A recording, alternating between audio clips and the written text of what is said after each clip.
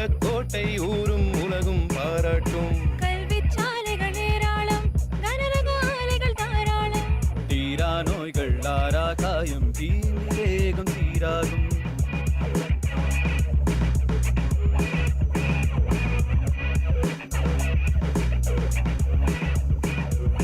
வேலும் உங்களை தாளாட்டும், வெள்ளை பனியும் நீராட்டும். தங்கக் கோயில் சிங்கக்கோட்டை ஊரும் உலகும் பாராட்டும். கனரக ஆலைகள் தாராளம். தீரா நோய்கள் ஆரா காயம், தீண்டு வேகம் தீராகும். இது VIT 90.8 வேலூரு நாங்க தாவே. VIT 90.8 வேலூரு நாங்க தாவே.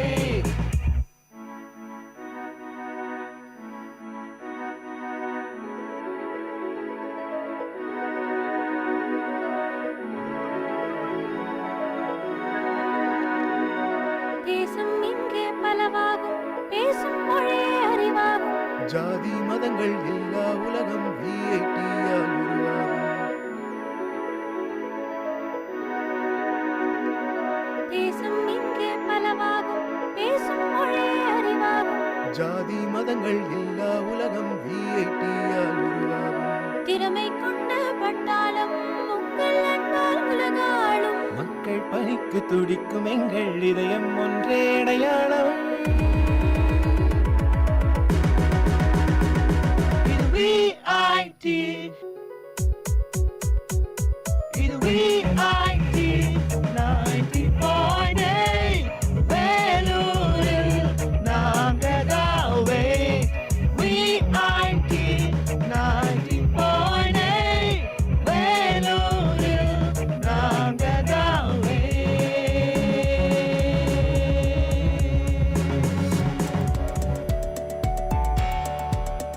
வணக்கம் வேலூர். இன்று 2024ஆம் ஆண்டு பிப்ரவரி மாதம் 27ஆம் தேதி சோபகிருது வருடம் மாசி மாதம் 15ஆம் நாள் செவ்வாய்க்கிழமை. இன்றைய உங்கள் முதல் வார்த்தை, முதல் பேச்சு இனிமையாக இருக்கட்டும், உங்களுடன் இருப்பவர்களையும் அது ஊக்கப்படுத்தும். இந்த ஒரு மகிழ்வான கருத்தோடு இன்றைய தினத்தை இனிதாய் துவங்குவோம். உங்கள் VIT பண்பலை 90.8 அன்று இன்று வரலாற்று பதிவுகளிலிருந்து சில துளிகள். பிப்ரவரி 27 1594 பிரான்சின் மன்னனாக 4ஆம் ஹென்றி முடிசூடினான். பிப்ரவரி 27 1801 வாஷிங்டன் DC நகரம் அமெரிக்க காங்கிரசின் நிர்வாகத்தின் கீழ் வந்தது. பிப்ரவரி 27 1940 ரேடியோ கார்பன் என்ற கரிமம் 14 கண்டுபிடிக்கப்பட்டது.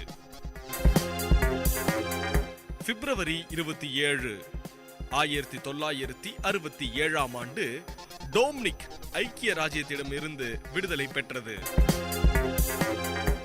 பிப்ரவரி 27 1879ஆம் ஆண்டு ஜாக்ரீன் என்ற செயற்கை இனிப்பூட்டி கண்டுபிடிக்கப்பட்டது.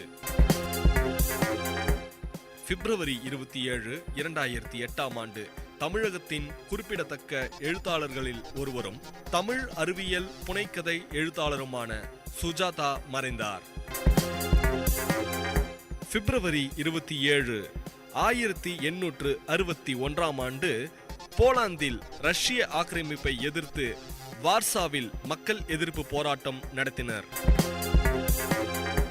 பிப்ரவரி 27 1912ஆம் ஆண்டு மராத்திய எழுத்தாளர் மற்றும் சிறுகதை ஆசிரியர் குஸ்மாகரசு பிறந்தார். பிப்ரவரி 27 1934ஆம் ஆண்டு அமெரிக்க அரசியல்வாதி ரால்ஃப் நெடார் பிறந்தார். பிப்ரவரி 27 1962ஆம் ஆண்டு அமெரிக்க எழுத்தாளர் ராபர்ட் ஸ்பென்சர் பிறந்தார். உங்கள் VIT பண்பலை 90.8 அன்று இன்று வரலாற்று பதிவுகளிலிருந்து சில துளிகள். வணக்கம் நேயர்களே, இது விஐடி பண்பலை 90.8 விஐடி பல்கலைக்கழகத்தின் சமுதாய வானொலி. இந்த நிகழ்ச்சி தினம் ஒரு திறவுகோல்.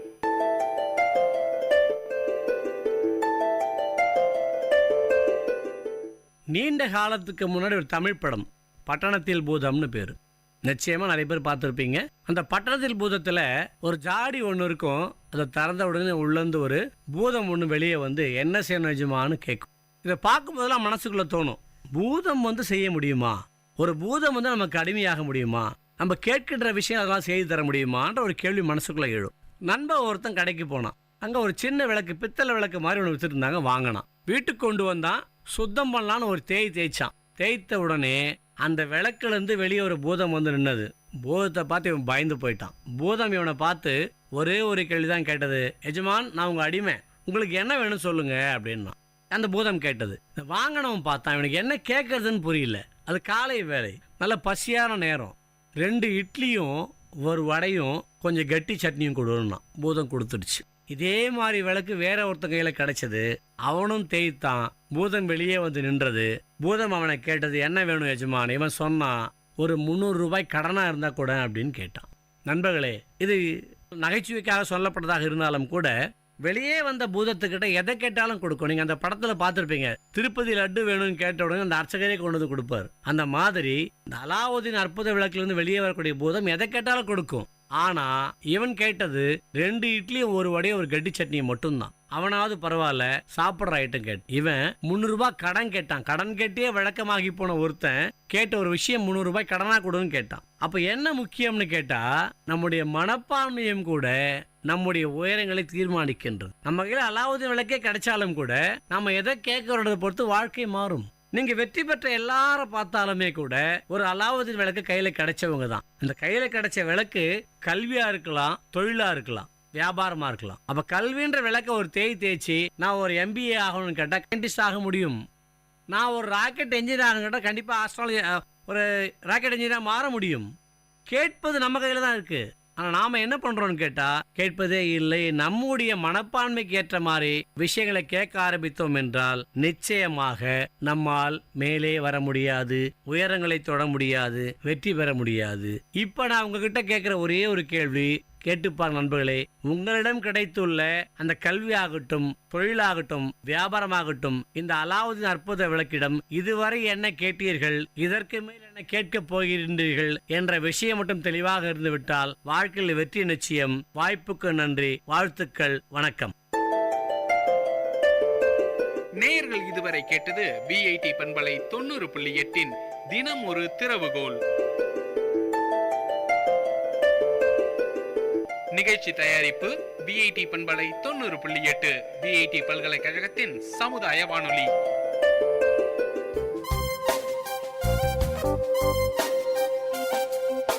மண் வாசனை உங்கள் விஐடி பண்பலை 90.8 வேளாண்மை சார்ந்த தொழில்நுட்பம், பசுமை படரும் விவசாய தொழில்கள், பண்ணை முறைகள் என மானுடம் காக்கும் உழவு சார்ந்த நிகழ்ச்சி.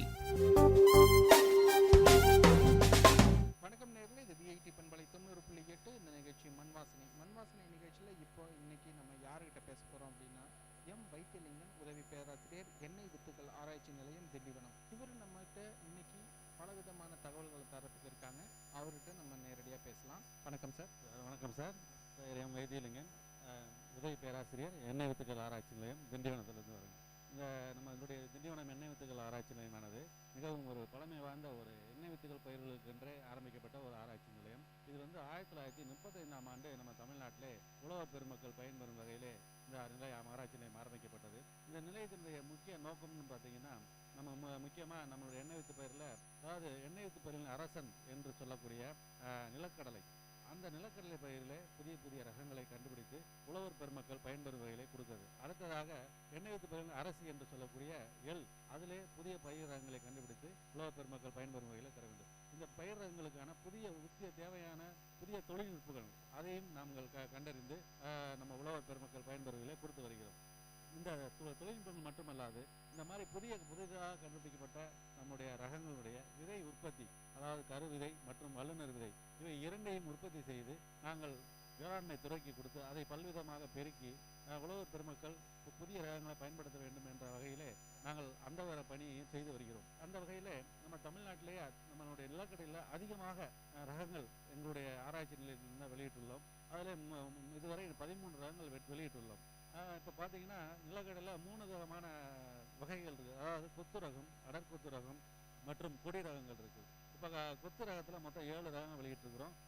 அடற்கொத்து ரகத்தில் 3 ரகங்களும் கொடி ரகத்தில் 3 ரகங்கள் வெளியிட்டுள்ளோம். இப்போ நம்ம தமிழ்நாடு விவசாயம் முக்கியமாக அதிக பரப்பளவில் போட்டிருக்குன்னு பார்த்தீங்கன்னா கொத்து ரகம் தான். அதில் வந்து புதுசாக லேட்டஸ்ட்டாக என்ன இப்போ இந்த தேதியில் என்ன நம்ம நிலையத்திலிருந்து ரிலீஸ் பண்ணியிருக்கோம் அப்படின்னு பார்த்தீங்கன்னா திண்டிவனம் 13 என்று சொல்லக்கூடிய ஒரு கொத்து ரகம். ரொம்ப வயசு வந்து என்னுடைய வயசு பார்த்தீங்கன்னா 95 நாள் தான். இதனுடைய சிறப்பு என்ன அப்படின்னு பார்த்தீங்கன்னா இந்த ரகமானது நம்ம மானாவாரி மற்றும் இறவைக்கு உகந்த ஒரு ரகமாகும். அதாவது மானாவாரியும் போடலாம், தண்ணி கார்த்திகை படத்துக்கு நம்ம போட்டுக்கலாம். அது மட்டும் இல்லை, நம்மளுடைய கொத்து ரகத்தே வந்து நிலக்கடலைன்னு பார்த்தீங்கன்னா நம்ம மெயினாக பார்த்தீங்கன்னா எண்ணெய்க்காக தான் நம்ம பயிர் செய்கிறோம். அதில் 50% எண்ணெய் சத்து உள்ள ஒரு கொத்து ரக வகையை சார்ந்தது. அது மட்டும் இல்லை, இப்போ நம்ம மணிலா வந்து மானாவாரியில் பயிர் செய்கிறோம். அப்போ வந்து மழை பொய்து போச்சுன்னா பயிர் வந்து நம்ம காஞ்சி போகும். ஆனால் அந்த மாதிரி ஏற்படக்கூடிய சூழ்நிலையில் வறட்சி உண்டாச்சுன்னா அந்த மாதிரி கடைநிலை வறட்சின்னு சொல்லக்கூடிய, அதாவது நம்ம விதைச்சி 70 நாள்லேருந்து 95 நாள் வரைக்கும் நமக்கு தண்ணி இல்லாமல் மழை இல்லாமல் வச்சுன்னா நமக்கு வந்து பயிர் மகசூல் வந்து பாதிக்கப்படும். அந்த மாதிரி சூழ்நிலையிலையும் இந்த ரகமானது அதை அந்த வறட்சியை தாங்கி ஒரு நல்ல தரமான மகசூலை விவசாயிகளுக்கு தரவல்லது. அது மட்டுமல்லாது இந்த ரகமானது விரும்பத்தக்க வகையிலே நம்ம காயினுடைய குணங்களை உடையது. அதாவது என்ன பார்த்தீங்கன்னா, நம்ம விவசாயிகள் பயிர் செஞ்சாங்கன்னா அதை வியாபாரிகள் அந்த பயிரை வாங்கி அவங்க அதுக்கு உரிய விலையை தர வேண்டும். ஸோ அந்த வகையிலே விரும்பத்தக்க குணங்களை உடைய ஒரு ரகமாகும். இது மிகவும் பிரபலம். இதுதான் புதிதாக வெளியிடப்பட்ட ஒரு ரகமாகும். அடுத்ததாக முக்கியமாக எள் பேரில் பார்த்தீங்கன்னா இப்போ புதுசாக என்ன ரகம் வெளியிட்டுக்கலாம் அப்படின்னு பார்த்தீங்கன்னா திண்டிவனம் 7ன்னு சொல்லக்கூடிய ஒரு எள் ரகம். இந்த ரகம் வந்து குறிப்பாக வந்து நம்ம எள் வந்து நம்ம தமிழ்நாட்டில் மாசி பட்டம் தான் போடுவாங்க. அதாவது மாசியில் எள் விதைத்தால் மடியிலே பணம் என்று சொல்வார்கள்.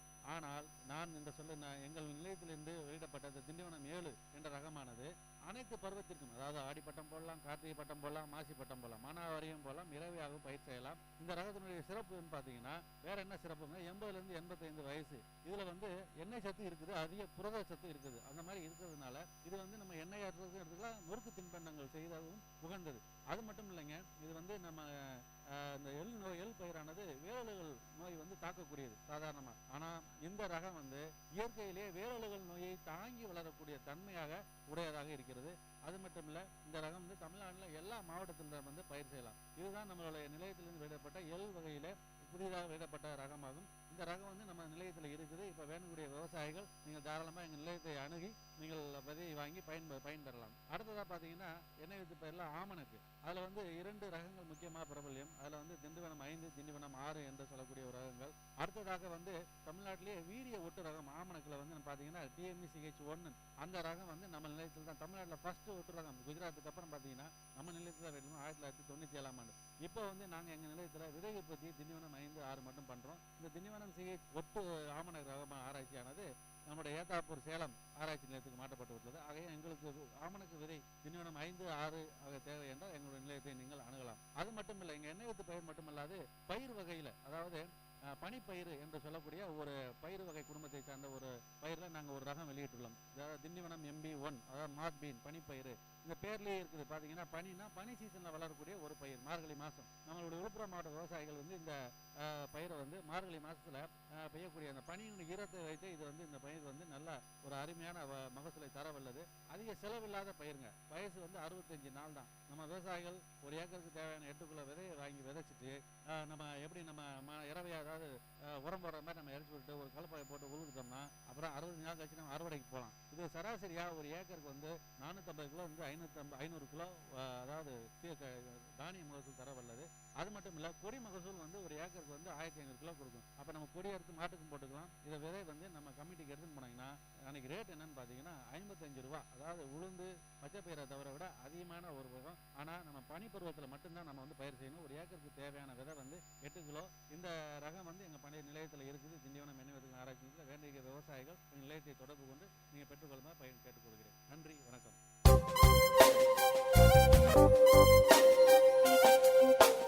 நேயர்கள் இதுவரை கேட்டது மண் வாசனை உங்கள் VIT பண்பலை 90.8 வேளாண்மை சார்ந்த தொழில்நுட்பம், பசுமை படரும் விவசாய தொழில்கள், பண்ணை முறைகள் என மானுடம் காக்கும் உளவு சார்ந்த நிகழ்ச்சி.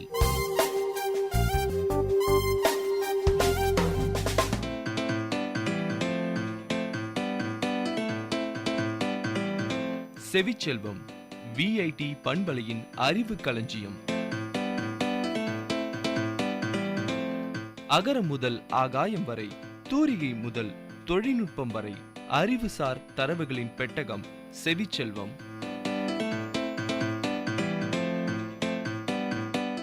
வணக்கம் நேயர்களே, இது விஐடி பண்பலை 90.8 செவிச்செல்வம் நிகழ்ச்சியில் சர்க்கரை பற்றிய அறிவு சார்ந்த தரவுகளோடு ஜனனி. சீனி இந்திய வழக்கில் சர்க்கரை என்பார்கள். சிறிய கட்டிகளால் ஆன திண்மப் பொருளாகும். சர்க்கரை பல பொருட்களிலிருந்து வருவிக்கப்படுகின்றது. சர்க்கரையானது கரும்பு மற்றும் பீட்ரூட் போன்றவற்றிலிருந்து தயாரிக்கப்படுகின்றது. இது இந்தியா, பாகிஸ்தான், சீனா மற்றும் ஆஸ்திரேலியா நாடுகளில் கரும்பிலிருந்தே பெறப்படுகின்றது. இலங்கையில் திரிகோணமலை, கந்தளாய் பகுதிகளில் சர்க்கரை தொழிற்சாலைகள் இருந்தன. அதனை பின்னர் மூடப்பட்டன. இது பொதுவாக சுக்ரோஸ் எனப்படும் கார்போஹைட்ரேட் ஆகும். எளிய சர்க்கரைகள் ஒற்றை சர்க்கரைகளையும் குளுக்கோஸ், காலக்டோஸ் மற்றும் புரூக்டோஸையும் கொண்டவை. தானிய சர்க்கரை பாரம்பரியமாக பயன்படுத்தப்பட்டு வருவதாகும். இதில் இரட்டை சர்க்கரையான சுக்ரோஸ் காணப்படுகின்றது. இரட்டை சர்க்கரையில் லாக்டோஸ் மற்றும் மால்டோஸ் போன்றவையும் அடங்கும். சர்க்கரையின் நீண்ட தொகுப்புகள் ஒலிகோ சர்க்கரைகள் என அழைக்கப்படுகின்றன. வேறு சில ரசாயன பொருட்களும் சர்க்கரையின் இனிப்பு தன்மையை கொண்டிருக்கும். எனினும் அவற்றை சர்க்கரையாக பாகுபடுத்த முடியாது. சில ரசாயன பொருட்கள் குறைந்த கலோரியை கொண்ட உணவு மாற்றுகளாக பயன்படுகின்றன. அவற்றை சர்க்கரை பதிலீடு என அழைப்பார். சர்க்கரையானது பல்வேறு தரப்பட்ட தாவரங்களின் இழையத்தில் காணப்படுகின்றது. எனினும் கரும்பு மற்றும் பீட்ரூட் போன்றவற்றிலேயே கூடிய செறிவுடனான இலகுவாக பிரித்தெடுக்கக்கூடிய சர்க்கரை வகை காணப்படுகின்றது. கரும்பானது உலக அளவிலான ஒரு புல்வகை தாவரமாகும். வெப்பமண்டல காலநிலையில் இதனை அறுவடை செய்யலாம். இது உலகத்தின் கிழக்கு பிரதேசத்தில் பண்டை காலம் தொட்டே பயிரிடப்பட்டு அறுவடை செய்யப்பட்டு வருகின்றது. 18ஆம் நூற்றாண்டிலே கரும்பு உலக அளவில் விளைச்சலை பெற்றதோடு மட்டுமன்றி அதன் மூலம் உலக அளவு சர்க்கரையும் உற்பத்தி செய்யப்பட்டது. இவ்வாறு நிகழ்ந்தது மேற்கிந்தியா மற்றும் அமெரிக்கா பிரதேசங்களிலே ஆகும். இதுவே பொதுமக்களும் கரும்பின் மூலம் சர்க்கரை பயன்படுத்திய முதல் தடவையாகும். இதற்கு முன் தேன் போன்றவையே இனிப்பு தேவைகளுக்காக பயன்படுத்தப்பட்டன. பீட்ரூட் ஒரு வகையான வேர்பயிர் ஆகும். இது குளிர்மையான காலநிலைகளில் பயிரிடக்கூடியதாகும். அத்துடன் 19ஆம் நூற்றாண்டில் சர்க்கரைக்கு பயன்படுத்தக்கூடிய பிரதான வளமாக மாறியதுடன் அனைவரும் பயன்படுத்தக்கூடிய நிலைமையை அடைந்தது. வர்த்தகமும் சர்க்கரை உற்பத்தியில் பல வழிகளில் மனித வரலாற்றின் போக்கையே மாற்றியமைத்தது. இடைக்காலங்களில் சர்க்கரை இந்திய துணைக்கண்டத்தில் உற்பத்தி செய்தனர். இக்காலகட்டங்களில் சர்க்கரையானது மிகவும் மலிவான விலையில் கிடைக்கப்பெற்ற பொருளாகும். இதே சமயத்தில் தேனின் பயன்பாடானது அரிதற்குரிய ஒரு பொருளாக இருந்தது. இதன் பயன்பாடானது உலகெங்கிலும் மிகவும் குறைவாகவே இருந்தது. சர்க்கரை உற்பத்தியாகும் தாவரம் ஆங்கிலத்தில் சுகர் கேன் என்று அழைப்பார்கள். சுகர் கேன் உடைய பிறப்பிடம் வடக்கு ஆசியா மற்றும் வடமேற்கு ஆசியாவாகும். கிமு 500க்கும் முன்னரே இத்தாவரம் இந்தியாவில் பயிரிடப்பட்டு வேளாண்மை செய்யப்பட்டு இருந்தது. சுகர் கேன் எனப்படும் கரும்பு செடியிலிருந்து சர்க்கரையை பிரிக்க இதனை கூழ்மாக மாற்றி மிகப்பெரிய கொப்பரைகளில் கொட்டி அதனை படிக அமைப்பாக மாற்றுகின்றனர். இந்த படிகம் இந்திய மொழியில் கந்தா என்று அழைக்கப்படுகிறது. இதிலிருந்தே கேண்டி என்ற வார்த்தை பிறந்தது. நாம் உண்ணும் பழங்கள், சில மரக்கறிகள், அதாவது பீட்ரூட் ஆகியவற்றில் சர்க்கரை இயற்கையாகவே இருக்கிறது. சர்க்கரையை 2011ஆம் ஆண்டில் உற்பத்தி செய்யும் நாடுகள் முறையே பிரேசில், இந்தியா, ஐரோப்பியா, சீனா, தாய்லாந்து போன்றவையாகும். அதே வருடத்தில் உலக அளவிலான சர்க்கரை செய்த நாடும் பிரேசிலே ஆகும். அதனைத் தொடர்ந்து தாய்லாந்து, ஆஸ்திரேலியா, இந்தியா போன்ற நாடுகள் முறையே 2ஆம், 3ஆம், 4ஆம் இடங்களை பிடித்தன. உலக அளவிலான சர்க்கரையை இறக்குமதி செய்த நாடுகள் முறையே ஐரோப்பிய ஒன்றியம், அமெரிக்கா மற்றும் இந்தோனேஷியா போன்ற நாடுகளாகும். தனிநபர் சராசரி விகிதப்படி சர்க்கரையை நுகரும் நாடுகள் முறையே பிரேசில், ஆஸ்திரேலியா, தாய்லாந்து போன்ற நாடுகளாகும். சர்க்கரை உற்பத்தியில் இந்தியாவின் பங்களிப்பானது உலக அளவில் மேலோங்கியது. உலக அளவில் சர்க்கரை உற்பத்தியில் பிரேசிலுக்கு அடுத்து 2ஆம் இடத்தில் இருக்கிறது இந்தியா. ஆண்டுக்கு சுமார் 250 லட்சம் டன் சர்க்கரை இந்தியாவில் உற்பத்தி உத்தரப்பிரதேசம், மகாராஷ்டிரா, தமிழ்நாடு, கர்நாடகா, பஞ்சாப் மற்றும் குஜராத் நாட்டின் மொத்த உற்பத்தியில் 24% உத்தரப்பிரதேச மாநிலத்திலிருந்து கிடைக்கின்றது. தமிழகத்தில் சர்க்கரை உற்பத்தி ஆலைகள், அதாவது விழுப்புரம், கடலூர், தர்மபுரி, வேலூர், திருவண்ணாமலை, திருச்சி, தஞ்சாவூர் மற்றும் மதுரை மாவட்டங்கள் சர்க்கரை ஆலைகள் அதிகம் உள்ள மாவட்டங்களாகும். இந்திய தீவுகள் மற்றும் உலகின் அநேக பகுதியில் உள்ள 19ஆம் நூற்றாண்டில் 17,000 டன் உற்பத்தி இன்னும் தீவிர இயக்கம் தொடர்ந்து 16ஆம் நூற்றாண்டில் தொடங்கி அமெரிக்காவின் வெப்பமண்டல பகுதியில் சாகுபடி மற்றும் கரும்பு சர்க்கரை உற்பத்தி பரவலாக இருந்து வருகிறது. வீற்று சர்க்கரை, உயர் பிரக்டோஸ் மற்றும் கார்ன் சிரப் 19 மற்றும் 20ஆம் நூற்றாண்டுகளில் அதிகம் உற்பத்தி செய்யப்பட்டன. இதிலுள்ள சுக்ரோஸ் நம் உடலுக்கு நல்லது. அனைத்து விதமான இனிப்பு பண்டங்களிலும் சுவை சேர்க்கும் பொருளாக சர்க்கரை இருக்கிறது. இதுவரை கேட்டது செவிச்செல்வம் நிகழ்ச்சியில் சர்க்கரை பற்றிய அறிவு சார்ந்த தரவுகள். வழங்கியவர் உங்கள் Janani.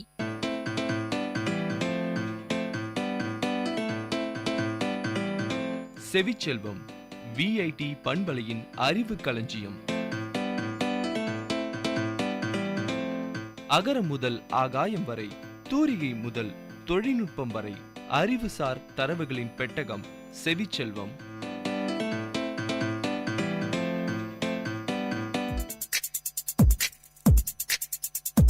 Ladies and gentlemen, guys and girls, this is Data Chunks on VIT Community Radio 90.8 FM. This program features chunks of informative data on various fields, be it computers, environment, technology, physics, or any field. Data Chunks has it all. Hello VIT, I'm Sudeep from MTech ST and I'm here at Data Chunks with some interesting information about microphones. A microphone is a device that captures audio by converting sound waves into an electrical signal.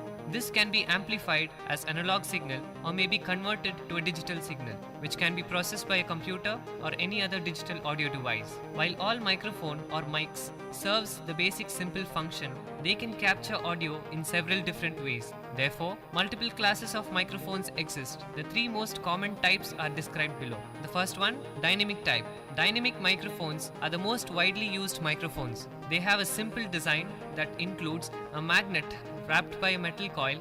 A thin sheet called diaphragm is placed on the front end of the magnet and transmits vibrations from sound waves to the coil. The coil then transfers these vibrations into electrical wires that transmit the sound as an electrical signal. Since dynamic microphones uses a simple design, they are typically very durable and do not require electrical power. The second type is the condenser type. Condenser microphones are commonly used for audio recording purposes. They are known for their sensitivity and flat frequency response.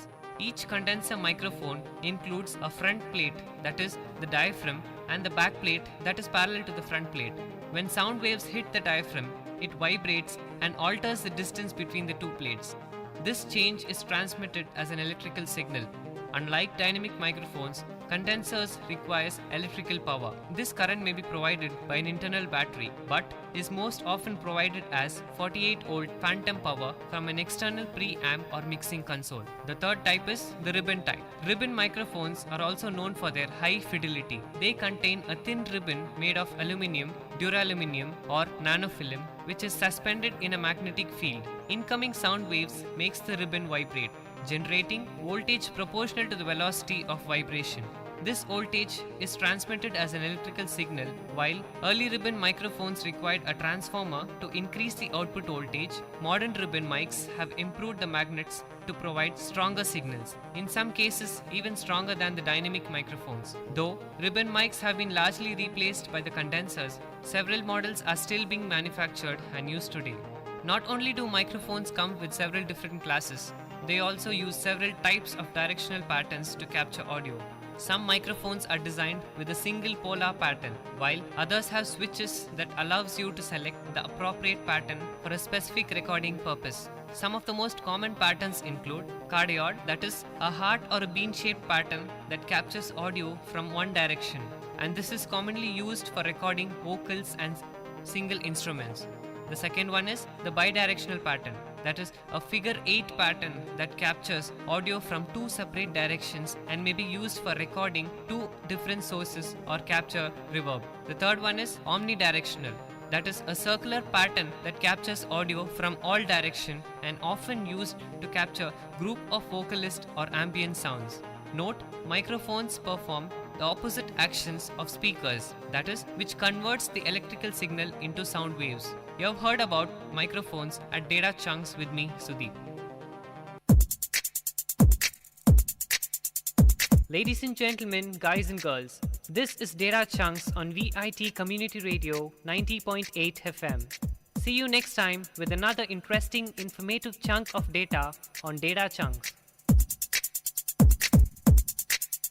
உங்களோட உடல் உங்களுக்கானது. Your body your rights. அதை யாராவது தவறாக தொட்டாலோ பார்த்தாலோ பார்க்க சொன்னாலோ உடனே 1098 child லைனுக்கு கால் பண்ணி கம்ப்ளைண்ட் பண்ணணும். எந்த நம்பருக்கு கால் பண்ணுவீங்க? 1098 1098 1098 1098. அம்மா போன் கொடுங்கம்மா. என்னதான் இருக்கும் போன்ல? Hello child line. ஹலோ அக்கா, எங்க டீச்சர் என்கிட்ட தப்பான படம் காட்டினார் அக்கா. நான் கேம் விளையாட தான் கேட்டேன். அவரு என் மேலதான் தப்புன்னு சொல்றாங்க அக்கா. என் மேல தப்பா அக்கா? இல்லப்பா, உன் மேல எந்த தப்பும் இல்ல. உன் ஸ்கூல் நேம் அப்புறம் உன் அட்ரஸ் கொடு, அக்கா பாத்துக்கிறேன். 18 வயதிற்கு கீழ் உள்ள சிறுவர் அல்லது சிறுமியிடம் பாலியல் செயல்பாடு என்பது சட்டப்படி குற்றம். இதனை யார் வேண்டுமானாலும் 1098 என்ற எண்ணில் புகார் செய்யலாம். இதற்கு மரண தண்டனை கூட விதிக்கப்படலாம். சமூக பாதுகாப்புத்துறை, சைல்ட் லைன் 1098, காவல்துறை என பல்வேறு வழியாக புகார் அளிக்கலாம். குழந்தைகள் நலன் கருதி வெளியிடுவோர் மாநில குழந்தைகள் பாதுகாப்பு சங்கம், சமூக பாதுகாப்புத்துறை, தமிழ்நாடு அரசு. உங்கள் விஐடி பண்பலை 90.8 அனுபவ மேடை. மக்கள் தங்கள் வாழ்க்கை அனுபவங்களையும் முன்னேற்ற பாதைகளையும் விரிவாக கலந்துரையாடும் நிகழ்ச்சி.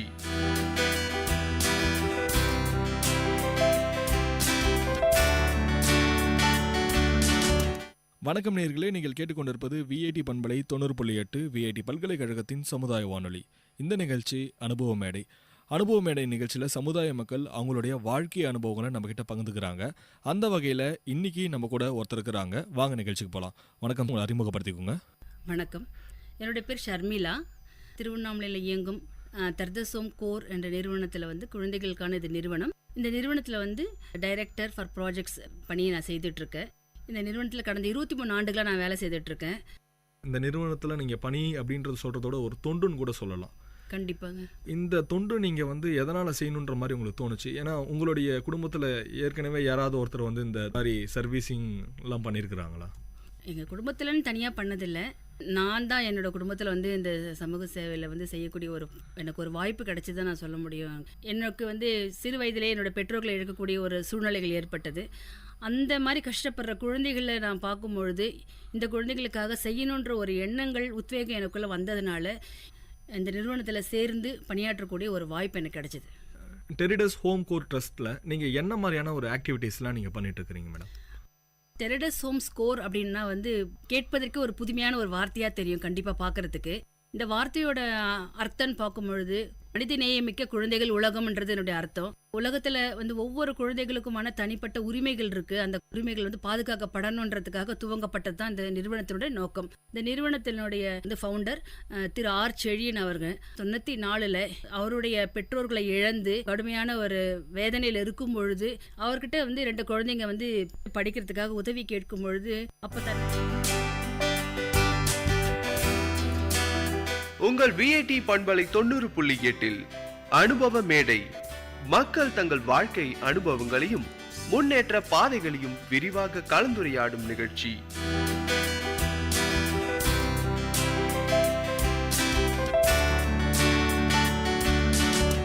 வணக்கம் நேயர்களே, நீங்கள் கேட்டுக்கொண்டிருப்பது விஐடி பண்பலை 90.8 விஐடி பல்கலைக்கழகத்தின் சமுதாய வானொலி. இந்த நிகழ்ச்சி அனுபவ மேடை. அனுபவ மேடை நிகழ்ச்சியில் சமுதாய மக்கள் அவங்களுடைய வாழ்க்கை அனுபவங்களை நம்மக்கிட்ட பகிர்ந்துக்கிறாங்க. அந்த வகையில் இன்னைக்கு நம்ம கூட ஒருத்தர் இருக்கிறாங்க. வாங்க நிகழ்ச்சிக்கு போகலாம். வணக்கம், உங்களை அறிமுகப்படுத்திக்கோங்க. வணக்கம், என்னுடைய பேர் ஷர்மிளா. திருவண்ணாமலையில் இயங்கும் தர்தசோம் கோர் என்ற நிறுவனத்தில் குழந்தைகளுக்கான இது நிறுவனம். இந்த நிறுவனத்தில் டைரக்டர் ஃபார் ப்ராஜெக்ட்ஸ் பணியை நான் செய்துட்ருக்கேன். இந்த நிறுவனத்தில் கடந்த 23 ஆண்டுகளாக நான் வேலை செய்துட்ருக்கேன். இந்த நிறுவனத்தில் நீங்கள் பணி அப்படின்றது சொல்கிறதோட ஒரு தொண்டுன்னு கூட சொல்லலாம். கண்டிப்பாங்க. இந்த தொண்டு நீங்கள் எதனால் செய்யணுன்ற மாதிரி உங்களுக்கு தோணுச்சு? ஏன்னா உங்களுடைய குடும்பத்தில் ஏற்கனவே யாராவது ஒருத்தர் இந்த மாதிரி சர்வீசிங்லாம் பண்ணியிருக்கிறாங்களா? எங்கள் குடும்பத்தில்னு தனியாக பண்ணதில்லை. நான் தான் என்னோடய குடும்பத்தில் இந்த சமூக சேவையில் செய்யக்கூடிய எனக்கு ஒரு வாய்ப்பு கிடைச்சதான் நான் சொல்ல முடியும். எனக்கு சிறு வயதிலே என்னோடய பெற்றோர்களை இழக்கக்கூடிய ஒரு சூழ்நிலைகள் ஏற்பட்டது. அந்த மாதிரி கஷ்டப்படுற குழந்தைகளை நான் பார்க்கும்பொழுது இந்த குழந்தைகளுக்காக செய்யணுன்ற ஒரு எண்ணங்கள் உத்வேகம் எனக்குள்ளே வந்ததுனால இந்த நிறுவனத்தில் சேர்ந்து பணியாற்றக்கூடிய ஒரு வாய்ப்பு எனக்கு கிடைச்சிது. டெரிடஸ் ஹோம் கோர் ட்ரஸ்ட்டில் நீங்கள் என்ன மாதிரியான ஒரு ஆக்டிவிட்டீஸ்லாம் நீங்கள் பண்ணிட்டு இருக்கிறீங்க மேடம்? டெரிடஸ் ஹோம் ஸ்கோர் அப்படின்னா வந்து கேட்பதற்கு ஒரு புதுமையான ஒரு வார்த்தையாக தெரியும் கண்டிப்பாக பார்க்குறதுக்கு. இந்த வார்த்தையோட அர்த்தம் பார்க்கும்பொழுது மனித நேயமிக்க குழந்தைகள் உலகம்ன்றது என்னுடைய அர்த்தம். உலகத்தில் வந்து ஒவ்வொரு குழந்தைகளுக்குமான தனிப்பட்ட உரிமைகள் இருக்குது. அந்த உரிமைகள் வந்து பாதுகாக்கப்படணுன்றதுக்காக துவங்கப்பட்டது தான் இந்த நிறுவனத்தினுடைய நோக்கம். இந்த நிறுவனத்தினுடைய இந்த ஃபவுண்டர் திரு ஆர் செழியன் அவர்கள் 94 அவருடைய பெற்றோர்களை இழந்து கடுமையான ஒரு வேதனையில் இருக்கும் பொழுது அவர்கிட்ட வந்து 2 குழந்தைங்க வந்து படிக்கிறதுக்காக உதவி கேட்கும் பொழுது அப்போ தன்னுடைய பெற்றோர்களை இழந்து அந்த நேரத்தில் வந்து அவர் யோசித்து பார்த்துருக்காரு. குழந்தைகள் வந்து சாப்பிட்றது கூட ஒரு வேலை இல்லாமல் கஷ்டப்படுறாங்களே, இந்த குழந்தைகளிடம் உதவி செய்த என்னன்ற ஒரு நோக்கத்தோட தான் வந்து 1994 இதை தொடங்கினாரு. அவர் தன்னையே அர்ப்பணிச்சுட்டு இந்த நிறுவனத்தை வந்து தொடங்கியிருக்காரு. ஸோ அப்போத்துலேருந்து நானும் அவரோட சேர்ந்து இந்த பணியை செய்துட்ருக்கேன். நீங்கள் இந்த நிறுவனம் ஆரம்பிக்கும் போது வந்து எது மாதிரி குழந்தைகள்லாம் நீங்கள் பார்த்து வந்து ட்ரஸ்ட்டில் வந்து சேர்த்துக்கிட்டீங்க? முதல்ல தொடங்குனது வந்து படிக்க வசதி இல்லாத ஏழை குழந்தைங்க, பெற்றோர் இருந்தும் இல்லை வந்து அப்பாவோ இல்லை அம்மாவோ இல்லாத குழந்தைகள், அவங்களுடைய கல்வி வந்து ஒரு ஆரம்ப கல்வியிலே மறுக்கப்பட்டோ இல்லை வந்து கைவிடப்பட்டோ ஒரு ட்ராப் அவுட் ஆன குழந்தைகளாக இருந்தாங்க. அவங்களுக்கு வந்து சின்ன சின்ன உதவிகள் மூலயமா நம்ம வந்து முதல்ல கல்வி உதவி வந்து நாங்கள் தொடங்கணும் 94. அப்படிப்பட்டு துவங்கினது தான் எங்களுடைய டெரிடஸ் ஹோம் ஸ்கோரோடைய முதல் பணி. டெரிடஸ் ஹோம் ஸ்கோர் ட்ரஸ்ட்டில் வந்து இன்றைக்கி எத்தனை குழந்தைங்க இருக்கிறாங்க மேடம்? சார் 94 நாங்கள் துவங்கும் போது 2 குழந்தைங்க தான். இன்னைக்கு இருக்கிற நிலையில பயன்பெற்றிருக்கிற பயனாளிகள் மட்டுமே 2741 குழந்தைகள் இன்னைக்கு நிலையில இருக்காங்க சார். எங்ககிட்ட பயன்பெற்றுட்டு இருக்காங்க. பயன்பெற்று போனவங்க வந்து ஆயிரக்கணக்கில் இருக்காங்க சார். இப்போ எது மாதிரி குழந்தைங்கள்லாம் வந்து நீங்கள் வந்து உங்கள் ஹோமில் வந்து தத்து எடுத்துக்கிறீங்க?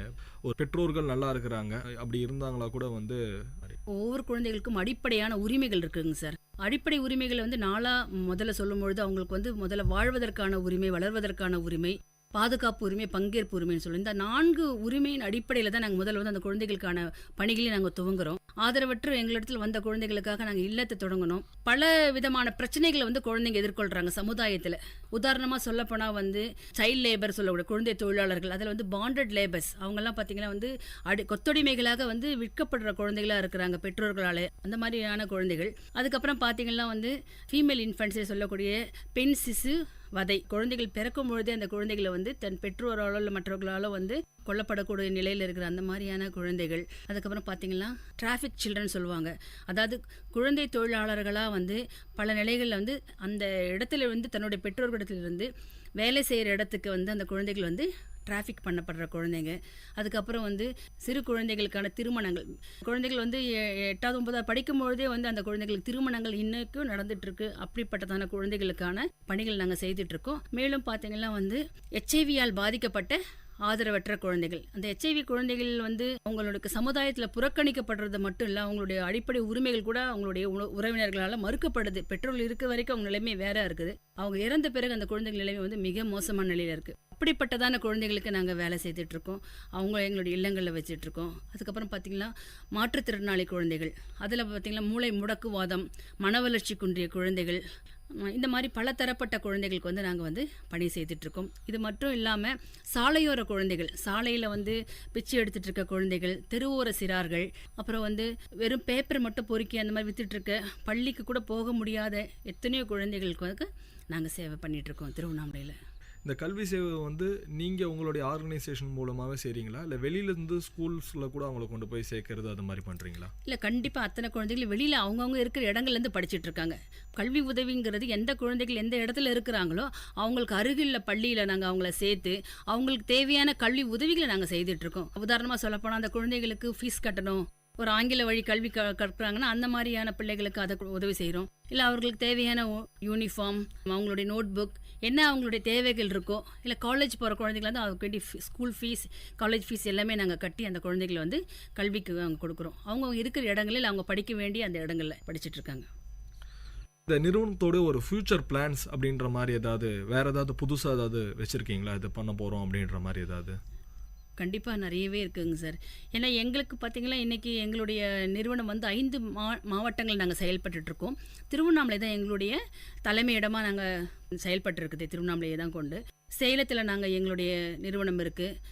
வேலூரில் இருக்குது, கடலூர், காஞ்சிபுரம் ஆகிய மாவட்டங்களில் நாங்கள் செயல்பட்டுட்டு இருக்கோம்.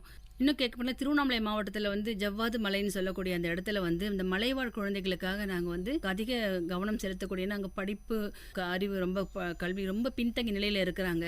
ஏன்னா அவங்களுக்கான அங்கே வாழ்வாதாரங்கள் ரொம்ப குறைவாக இருக்குது. அதனால் அந்த குழந்தைகளை என்ன பண்ணுறாங்க, பெற்றோர்களே வந்து இடம்பெயர்தல் மூலயமா அவங்க வேலைக்கு போகிற காரணத்தினால வேறு மாநிலங்களுக்கு அந்த குழந்தைகளை கூட்டிகிட்டு போகக்கூடிய நிலையோ, இல்லை அந்த குழந்தைகளை குழந்தைகளை வேலைக்கு அமைச்சிட்டு பெற்றோர்கள் வந்து தன்னுடைய சொந்த கிராமங்களில் இருக்கிற நிலைகள்லாம் இருக்குது. ஸோ அப்படிப்பட்ட குழந்தைகளுக்காக நாங்கள் வந்து பணி செய்துட்ருக்கோம். எங்கெல்லாம் அந்த இஷ்யூஸ் இருக்கோ, குழந்தைகளுக்கான எதிரான வன்முறைகளோ இல்லை கொடுமைகளோ நடக்குதோ அதற்கான கண்டிப்பாக நாங்கள் பண்ணிகிட்ருக்கோம். இப்படி பண்ணும்போது வந்து பார்த்தீங்கன்னா வந்து தனியாக பண்ண முடியாது, ஒரு குழுவாக சேர்ந்து பண்ணுவீங்க. இப்போ உங்கள் குழுவில் மொத்தம் எத்தனை பேர் இருக்கிறாங்க, அதை பற்றி கொஞ்சம் டீட்டெயிலாக சொல்லுங்கள். தர்தசம் கோரோட தலைவர் என்ற முறையில் எங்களுடைய திரு ஆர் செழியன் அவர்கள் தான் எங்களோட தலைவராக எங்களுக்கு இருக்காரு மற்றும் இயக்குனராக வந்து செயல்பட்டு இருக்காரு. அதற்கு அடுத்தபடியாக வந்து எங்களுக்கு கீழே வந்து director for projects, director for finance அப்படின்னு இருக்கும். அப்புறம் கீழே வந்து ப்ராஜெக்ட் டைரக்டர்ஸ், ப்ராஜெக்ட் மேனேஜர்ஸ்லாம் இருக்காங்க. குழந்தைகள் இல்லங்கள் வழக்கமாக வந்து ஒரு ஹாஸ்டலோ இல்லை குழந்தைகள் இல்லமாக இருந்தாக்கா வந்து ஒரு 100 குழந்தைகள் 200 குழந்தைகளை ஒன்றா வச்சுட்டு இருக்க மாதிரி இருக்கும். பட் எங்களுடைய குழந்தைகள் இல்லம் அப்படிப்பட்டதானது இல்லை. ஒரு 25 குழந்தைகளுக்கான ஒரு இல்லம் மட்டும் தான் நாங்கள் வச்சுட்டு இருக்கோம். ஒவ்வொரு 25 குழந்தைகளுக்கும் ஒரு அம்மான்ற ஸ்தானத்தில் ஒரு பணியாளர் அங்கே இருப்பாங்க, இல்லத்தாய் அப்படின்னு நாங்கள் அவங்களை அழைப்போம். அங்கே ஒரு சமையல் பணியாளர் இருப்பாங்க, இதுக்கு மேலே ஒரு சமூக பணியாளர் இருப்பாங்க. அவங்களுடைய வேலையை வந்து அந்த குழந்தைகளுக்கு வேண்டிய ஆற்றுப்படுத்துதல், அதாவது கவுன்சிலிங் கொடுக்குறது அவங்களுடைய பணியாக இருக்கும். ஸோ இந்த செட்டப்பில் நாங்கள் பண்ணிகிட்டு இருக்கோம். ஸோ இப்படி பார்க்கும்பொழுது அந்த குழந்தைகளுக்கு 25 குழந்தைகளுக்கு ஒரு அம்மான்னு சொல்லும்பொழுது அவங்களுடைய ஒவ்வொரு குழந்தைகளுக்கான பிரச்சனைகளை வந்து இனம் காண்றதுக்கோ இல்லை அவங்களுக்கு தேவையான தேவைகளை வந்து பூர்த்தி செய்வதற்கோ போதுமான அளவு இருக்கு. நிறைய குழந்தைகள் கொடுத்து அவங்களாலையும் வந்து கவனிக்க முடியாது. ஸோ எங்களுக்குன்னு சொல்லிட்டு ஒரு தரத்தை நாங்கள் மெயின்டைன் பண்ணிகிட்ருக்கோம் as per norms by the government. So என்ன கவர்மெண்ட் வந்து ஒரு மினிமம் ஸ்டாண்டர்ட்னு வச்சுருக்காங்க. ஸோ அந்த இதில் நாங்கள் கண்டிப்பாக ஃபாலோ பண்ணிகிட்ருக்கோம். இந்த மாதிரி எங்களுடைய பணிகள் பார்க்கும்பொழுது எங்கள் குழுவில் 200க்கும் மேற்பட்ட பணியாளர்கள் எங்களுடைய நிறுவனத்தில் பணி செய்து குழந்தைகளுக்காக பணியாற்றிட்டுருக்கோம். இந்த சமுதாயம் இந்த குழந்தைகளை வந்து எப்படி பார்க்குறாங்க, எப்படி வந்து உதவுறாங்க? சமுதாயம் பார்க்கும்பொழுது இன்றைக்கி நிறைய விஷயங்கள் மாறி இருக்கிறத கண்டிப்பாக ஏற்றுக்கொண்டு தான் சார் ஆகணும். 10 வருஷங்களுக்கு முன்னாலோ இல்லை 20 வருஷங்களுக்கு முன்னாலோ நாங்கள் இந்த பணி தொடங்கும் பொழுதெல்லாம் வந்து இந்த ஆதரவற்ற குழந்தைகள்லாம் அவங்களுக்கு வந்து உணவோ உடையோ இல்லைன்னா நம்மக்கிட்ட இருக்கிற பழைய பொருட்களை கொடுத்தாவே வந்து ஒரு பெரிய விஷயமா இருந்தது. ஆனால் இன்னைக்கு இருக்கிற விஷயங்கள் அப்படி இல்லை. அதை கவர்மெண்ட்டை வந்து அனுமதிக்கிறதும் கிடையாது. குறைந்தபட்ச ஒரு தகுதி ஒரு தரத்தை வச்சுருக்காங்க. ஸோ அந்த நிலைக்குள்ளே வரணுன்றது கண்டிப்பாக வந்து கட்டாயமாக இருக்குது. ஒரு குழந்தைகள் இருக்கிற இடத்த கூட ஒவ்வொரு குழந்தைக்கும் இவ்வளோ சைஸில் இடம் இருக்கணுன்றது கவர்மெண்ட்டோட நார்ம்ஸ். ஸோ அந்த மாதிரி எல்லாமே கொடுத்துட்ருக்கோம் நாங்கள். பார்த்தீங்கன்னா கவர்மெண்ட் இன்னைக்கு வந்து நிறைய சட்டங்கள் அந்த குழந்தைகள் பாதுகாப்பிற்காக உறுதி செய்துட்ருக்காங்க. ஜெனுவல் ஜஸ்டிஸ் ஆக்ட் என்ற 2006 என்ற அந்த சட்டத்தின் கீழே வந்து ஒவ்வொரு இல்லங்களும் பதிவு செய்யப்படணும். கட்டாயமாக அது பதிவு செய்யப்படணுன்றது வந்து எல்லா எங்களுடைய அனைத்து இல்லங்களும் வந்து நாங்கள் பதிவு செய்துட்டு நாங்கள் இயங்கிட்டு இருக்கோம். அதில் பார்வைகள் பார்க்கும்பொழுது இன்னைக்கு நிறைய மாறி இருக்கு. கொஞ்சம் மக்கள் மாறி எனக்கு என்னன்னாக்கா சாப்பாடு செய்து கொண்டு வந்து தரட்டுமான்னு ஒரு காலத்தில் கேட்டுட்டு இருந்தாங்க. இப்போ இல்லை, அப்படியெல்லாம் நாங்கள் வந்து அனுமதிக்கிறது இல்லை அந்த குழந்தைங்களுக்கு அப்படின்னு சொல்லும்பொழுது அந்த குழந்தைகளாக வந்து அவங்களுக்கு தேவையான பொருட்களோ இல்லை வந்து தேவையான பண உதவிகளோ செய்து கூட என்ன பண்ணிட்டு இருக்காங்க, அவங்களோட வந்து நேரங்களை செலவழிக்கிறாங்க. ஸோ எங்ககிட்ட வரவங்களுக்கு நாங்கள் சொல்கிற விஷயம் என்னன்னா, பணம் மட்டுமே வந்து அவங்களுக்கு வந்து இது இல்லை. அவங்க கொடுக்கக்கூடிய ஒரு மணி நேரம் அந்த குழந்தைங்களோட ஒரு விளையாடுனாவோ இல்லை ஒரு மோரல் வேல்யூஸை பற்றி சொல்லி கொடுத்தாவோ அதுவே பெரிய விஷயமா நாங்கள் வந்து பார்த்துட்ருக்கோம். அதனால் அந்த மாதிரி விஷயங்கள் மாறி இருக்குது. நிறைய பேர் இப்போ வந்து பார்த்திங்கன்னா அவங்களுடைய குழந்தைகளோட பிறந்த நாளோ இல்லை நினைவு நாள் ஏதாச்சும் வருகும் பொழுது அதை வந்து குழந்தைகளோட கொண்டாடுறதுக்கான முன் வந்து வராங்க. கொஞ்சம் மாறி இருக்குது கண்டிப்பாக மக்களோட மனநிலை. ஒரு பிறந்த நாள், இன்றைக்கி வந்து ஒரு கல்யாண நாள்லாம் கூட வந்து ஒரு ஆர்ஃபனேஜில் போயிட்டு நம்ம செலிப்ரேஷன் பண்ணோம் அப்படின்ற மாதிரி எண்ணங்கள் நிறைய பேருக்கு இருக்குது. உங்களுடைய ஆர்ஃபனேஜில் வந்து ஒரு பர்த்டே செலிப்ரேஷன் பண்ணணும் அப்படின்னா இப்போ அதுக்கான ஃபுட்ஸ்லாம் வந்து நீங்களே அரேஞ்ச் பண்ணுவீங்களா இல்லை நாங்கள் அரேஞ்ச் பண்ணி கொண்டு வந்து தரணுங்களா? இல்லை சார், கண்டிப்பாக கவர்மெண்ட் நார்ம்ஸ் பிரகாரம் வந்து சமைத்த உணவு வந்து நாங்கள் குழந்தைங்களுக்கு கொடுக்கறதுக்கு அனுமதி கிடையாது. அது கண்டிப்பாக எல்லா இல்லங்களும் வந்து பின்பற்றணுன்றது ஒரு இதுவாகவே இருக்குது. அதன் அடிப்படையில் நாங்கள் வந்து சமைச்ச உணவை வாங்குறதில்ல.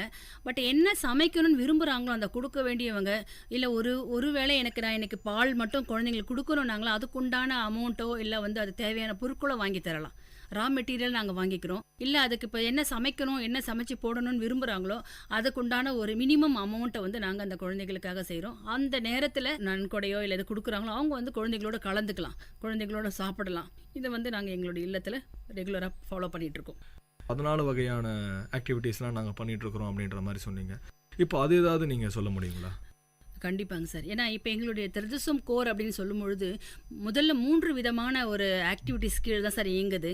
ஒன்று பார்த்தீங்கன்னா குழந்தைகளுக்கான இல்லம், ரெண்டாவது பார்த்தீங்கன்னா சமுதாயம் சார்ந்த பணி, மூன்றாவது பார்த்தீங்கன்னா வந்து இன்ஸ்டிடியூஷனல் நிறுவனம் சார்ந்த பணி சொல்லிட்டு 3ஆக நாங்கள் பிரிச்சிருக்கோம் எங்களுடைய பணிகளை. இப்போ அந்த இல்லம் சார்ந்த பணியின் போது எங்களுடைய இல்லங்கள் வந்து 15 இல்லங்கள் நாங்கள் செயல்பட்டுருக்கோம் அந்த 5 மாவட்டங்களில். அந்த 15 இல்லங்கள் வந்து ஒவ்வொன்றும் வந்து அதை நான் ஏற்கனவே சொன்ன மாதிரி இதில் ரெஜிஸ்டர் பண்ணப்பட்டு இயங்கிட்டு இருக்கு.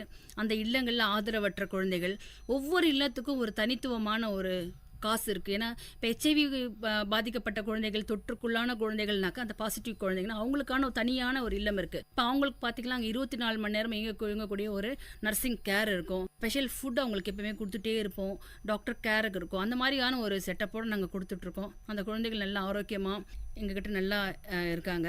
அவங்களுடைய அந்த இல்லமே வந்து அவங்களுக்கான ஒரு சைல்ட் ஃப்ரெண்ட்லி அட்மாஸ்பியராக தான் இருக்கும். அவங்க ஈஸியாக இயங்கக்கூடிய அளவில், அவங்களுக்கு மொபிலைஸ் பண்ணக்கூடிய அளவில் அவங்களுக்கான வீல் சேர்ல இருந்து அவங்க பயன்படுத்துகிற அந்த டாய்லெட்ல இருந்து எல்லாமே அவங்களுக்கு ஏற்ற மாதிரியான ஒரு நிலையில் தான் நாங்கள் வச்சுட்ருக்கோம் மாற்றுத்திறனாளி குழந்தைங்களுக்கு. இன்னொரு இல்லத்தை பார்த்தீங்கன்னா வந்து இந்த தெருவோர சிறார்களுக்கும் சாலையோர சிறார்கள் மற்றும் சைல்ட் லேபர் இந்த மாதிரி குழந்தைகள் அங்கே பார்த்தீங்கன்னா வந்து அந்த குழந்தைகளோட உடன்பிறப்புகள், அண்ணன் தங்கச்சியோ இல்லை இந்த மாதிரியான விஷயம் கூட பிறக்கிறவங்கள கூடவே அந்த குழந்தைகளாக இருந்து நாங்கள் காப்பாற்றுற பட்சத்தில் அந்த குழந்தைகள் எங்ககிட்ட இருக்காங்க. ஸோ இது வந்து இல்லங்களுக்கான இது. ரெண்டாவது வந்து எங்களுடைய சமுதாயம் சார்ந்த பணி. சமுதாயம் சார்ந்த பணினா அந்த குழந்தைகள் அந்தந்த கிராமங்கள்லேயோ அந்தந்த வீட்லேயோ இருப்பாங்க. உதாரணம் பார்த்தீங்கன்னா படிக்கிறதுக்கான உதவின்னு சொன்னேன் ஏற்கனவே. கிட்டத்தட்ட ஒரு 800 குழந்தைகளை நாங்கள் படிக்க வச்சுட்ருக்கோம் அந்த திட்டத்தின் கீழே. அதுக்கப்புறம் பார்த்தீங்கன்னா HIV பாதிப்பிற்குள்ளான பெண்கள் இருக்காங்க, அவங்களுடைய குழந்தைகள் இருக்காங்க, அந்த தாய்மார்கள் இருக்காங்க, HIV பாதிக்கப்பட்ட தாய்மார்கள், அவங்களுடைய குழந்தைகள், அவங்களுக்கு சமுதாயம் சார்ந்த பணியை வந்து கிராமங்களில் பண்ணிகிட்ருக்கோம். கிட்டத்தட்ட ஒரு 75 குழந்தைகள் அது தனியாக அவங்க மட்டும் எங்ககிட்ட இருக்காங்க. கூட ஒரு 50 பெண்களுக்கு வந்து நாங்கள் மாதிரி உதவிகளை நாங்கள் செய்துட்ருக்கோம். இதுக்கப்புறம் பார்த்திங்கன்னா வந்து சைல்ட் லைன் சொல்லிட்டு கவர்மெண்ட் ஆஃப் இந்தியா எங்களுக்கு ரெகக்னைஸ் பண்ணி லைசன்ஸ் கொடுத்துருக்கு. அதாவது 24 மணி நேர குழந்தைகளுக்கான இலவச அழைப்பு. உங்களுக்கு கண்டிப்பாக தெரிஞ்சிருக்கும் 1098 அந்த நம்பர். அது எங்களுக்கு திருவண்ணாமலையில் நாங்கள் செயல்பட்டுருக்கோம். அந்த இதில் வந்து எங்கே குழந்தைகள் கஷ்டப்பட்டாலும், எங்கேருந்து எங்களுக்கு ஒரு அழைப்பு வந்தாலும் எங்களுடைய மாவட்டத்தில் நாங்கள் இம்மிடியட்டாக வந்து போயிட்டு அந்த செயல்பட்டு அந்த குழந்தைகளை வந்து நாங்கள் மீட்டு அந்த குழந்தைகளுக்கான என்ன அடுத்து தேவை இருக்கோ மறுவாழ்வுக்கான தேவையை வந்து நாங்கள் செய்துட்ருக்கோம். இது இல்லாமல் வந்து ஜவ்வாது மலையில் ஜம்னாமத்தூர்ன்ற இடத்துல வந்து அந்த மலைவாழ் குழந்தைகளுக்கும் பண்ணிகிட்ருக்கோம். அங்கே கல்வி உதவி பண்ணிகிட்ருக்கோம். கடத்தலுக்கு உட்படுற குழந்தைகளுக்கு வந்து மீட்டு அவங்களுக்கு தேவையான மறுவாழ்வு பணியை பண்ணிகிட்ருக்கோம். எடப்பாடின்ற இடத்துல சேலத்தில் வந்து பெண் சிசுலேருந்து காப்பாற்றப்படுற குழந்தைகள், பூந்தளிர் கேள்விப்பட்டிருப்பீங்க நீங்கள், எங்களோட நிறுவனம். அங்கே கடந்த 18-20 ஆண்டுகளாக வந்து நாங்கள் அங்கே செயல்பட்டுட்ருக்கோம். அங்கே வந்து பார்த்திங்கன்னா அந்த மாதிரி குழந்தைகளை காப்பாற்றி அவங்களுக்கு தேவையான உதவிகளை வந்து நாங்கள் அங்கே வழங்கிட்டு இருக்கோம். அதே மாதிரி அங்கே சேலத்தில் அதிகமாக வந்து இந்த கொலுசு பட்டறை இருக்கும். அங்கே நிறைய குழந்தைகளை வந்து குழந்தை தொழிலாளராக பயன்படுத்திகிட்டு இருக்காங்க. ஸோ அப்படிப்பட்ட குழந்தைகளை வந்து கண்டுபிடிச்சி அவங்கள வந்து பள்ளியில் சேர்த்து அவங்களுக்கு தேவையான கல்வி உதவியை பண்ணிகிட்ருக்கோம். இது வந்து சமுதாயம் சேர்ந்த பணியாக நாங்கள் பண்ணிகிட்ருக்கோம். இதற்கு அடுத்தபடியாக பார்த்திங்கன்னா வந்து நிறுவனம் சார்ந்த பணின்னு சொல்லிட்டு 3வதாக எங்களோட இன்னொரு ஆக்டிவிட்டீஸ். அதில் என்னன்னாக்கா வந்து இந்த மன வளர்ச்சி குன்றிய குழந்தைகள், மூளை வளர்ச்சி குன்றிய குழந்தைகள், முடக்குவாத குழந்தைகள், ஆட்டிசம் சில்ட்ரன், மாற்றுத்திறனாளி குழந்தைகளுக்கான சிறப்பு கல்வி வந்து எங்கள் சிறப்பு பள்ளியை வந்து தமிழ்நாடு அரசு மூலமா எங்களுக்கு வந்து அனுமதி பெறப்பட்டு எங்களுடைய 2 இடத்துல எங்களுடைய பள்ளி இயங்குது. இதுலேயும் பார்த்தீங்கன்னா வந்து 2 விதமாக பண்ணிகிட்ருக்கோம். ஆரம்ப கண்டறிதல் சொல்லிட்டு 0 to 6 years ஏர்லி இன்டர்வென்ஷன் சொல்லுவாங்க. அந்த குழந்தைகளுக்கான ஒரு 3 இடங்களை நாங்கள் செயல்பட்டுட்ருக்கோம். 2 வந்து சிறப்பு பள்ளி இருக்குது திருவண்ணாமலையில் தண்டராம்பட்டு என்ற இடத்துலையும். ஸோ கிட்டத்தட்ட வந்து இதில் மட்டுமே ஒரு 300 குழந்தைகள் வந்து மாற்றுத்திறனாளி குழந்தைகள் பயன்பெற்றுட்டு இருக்காங்க. ஸோ இதுதான் எங்களுடைய நிறுவனம் சார்ந்த பணியை நாங்கள் பண்ணிகிட்ருக்கோம். மூளை முடக்குவாதம் மற்றும் மன வளர்ச்சி குன்றிய குழந்தைகளுக்கான சிறப்பு பள்ளி அப்படின்ற மாதிரி சொன்னீங்க. இந்த சிறப்பு பள்ளியில் நீங்கள் என்ன மாதிரியான ஆக்டிவிட்டீஸ்லாம் நீங்கள் பண்ணிகிட்டு இருக்கிறீங்க? இல்லை எங்களுடைய திருவண்ணாமலை மாவட்டத்தில் பார்த்திங்கன்னா அந்த மூளை முடக்குவாத்தால் மன வளர்ச்சி குன்றியதால் குழந்தைகள் நிறைய பாதிப்புகளாக இருக்காங்க. 1996 நாங்கள் பார்க்கும்பொழுது அதிக அளவில் பாதிப்புள்ளான குழந்தைகளை வந்து எங்களுக்கு பார்க்க நேர்ந்தது. அப்போ பார்த்திங்கன்னா வந்து இந்த மாதிரியான சிறப்பு கல்வியெல்லாம் அங்கே அந்த நேரத்தில் அங்கே எங்களுடைய மாவட்டத்திலையோ இல்லை நாங்கள் இருக்கிற பணி செய்கிற இடங்களோ கண்டிப்பாக கிராமத்தில் இல்லவே இல்லை. சென்னை மாதிரி இடங்களுக்கு தான் வந்து பெற்றோர்கள் போகக்கூடிய நிலை இருந்தது. அப்போ போக கூட முடியாது, அவங்களுக்கு அந்த பணத்தை செலவழிக்க முடியாத நிலையில் இருந்தாங்க. இப்போ தான் நாங்கள் ஒன்று யோசித்தோம், ஏன் இந்த மாதிரி குழந்தைகளுக்கு நம்ம மாவட்டத்திலே ஒரு சிறப்பு அந்த பயிற்சியோ கல்வியோ நம்ம ஏன் கொடுக்கக்கூடாது அப்படின்னு நினச்சி எங்களுடைய இயக்குனர் திரு ஆர்ச்செடி என்ன பண்ணாங்க, நம்மளே தொடங்கலாம் இதை அப்படின்னு சொல்லிட்டு அதற்கான பணிகளை நாங்கள் செய்து அதை நாங்கள் தொடங்கணும். 96 நாங்கள் திருவண்ணாமலையில் தண்டராம்பட்டு என்ற இடத்துல நாங்கள் முதல் ஸ்டார்ட் பண்ணோம். என்னன்னா அந்த இடத்துல கிராமத்தில் இருக்கிற அந்த மூளை முடக்குவாத மனவளர்ச்சி குன்றிய குழந்தைகள் நிலைமை மிகவும் பரிதாபமான நிலையாக தான் அப்போ இருந்தது. ஏன்னா அந்த பெற்றோர்கள் மிகவும் ஏழ்மையானவங்க, அன்னைக்கு கூலி வேலைக்கு போனதான் அவங்களுடைய சாப்பாடுன்ற நிலையில இருக்கும் பொழுது அந்த குழந்தை அவங்களுக்கு ஒரு குடும்பத்துக்கு ஒரு பெரிய பாரமான ஒரு சூழ்நிலை. அந்த குழந்தைகளோட நிலைமை மிகவும் பரிதாபமாக இருந்தது. ஏன்னா அவங்களால கவனிக்க முடியல, தேவையான கரெக்டான ஒரு மறுவாழ்வு அவங்களுக்கு கொடுக்க முடியல. அப்படிப்பட்ட சூழ்நிலை நாங்கள் எங்களுடைய பள்ளியை நாங்கள் துவங்கி அங்கே நாங்கள் என்ன பண்ணாக்கா, சிறப்பு ஆசிரியர்கள் இதற்காக படித்த சிறப்பு ஆசிரியர்களை நியமித்து ஃபிசியோதெரபிஸ்ட் சொல்லக்கூடிய அந்த ஃபிசியோதெரபிஸ்ட்டுங்க, ஸ்பீச் தெரபிஸ்ட்டு, ஆக்குபேஷனல் தெரபிஸ்ட் பணியில் அமர்த்தி அந்த கிராமத்தில் வாழ குழந்தைகளுக்கும் ஒரு சிட்டியில் இருக்கிற குழந்தைகளுக்கு கிடைக்கக்கூடிய அதே அளவு கிடைக்கணும் அப்படின்ட்டு எங்களுடைய வெஹிக்கிளே என்ன பண்ணோம், தினமும் இந்த தூர கிராமங்களில் இருக்கிற இடத்துக்கு குழந்தைகளுக்கு போய் எங்கள் வண்டியாக அந்த குழந்தைகளை பிக்கப் பண்ணிட்டு வரும் எங்களுடைய சென்டருக்கு. காலையிலேருந்து ஈவினிங் வரைக்கும் அந்த குழந்தைங்க இருப்பாங்க. அவங்களுக்கு தேவையான உணவு, அவங்களுக்கு தேவையான யூனிஃபார்ம் எல்லாமே நாங்களே கொடுத்து அந்த குழந்தைகளுடைய, ஏன்னா அந்த குழந்தைகளுக்கு தன்னுடைய தேவையை செய்துக்க கூட அவங்களால முடியாது.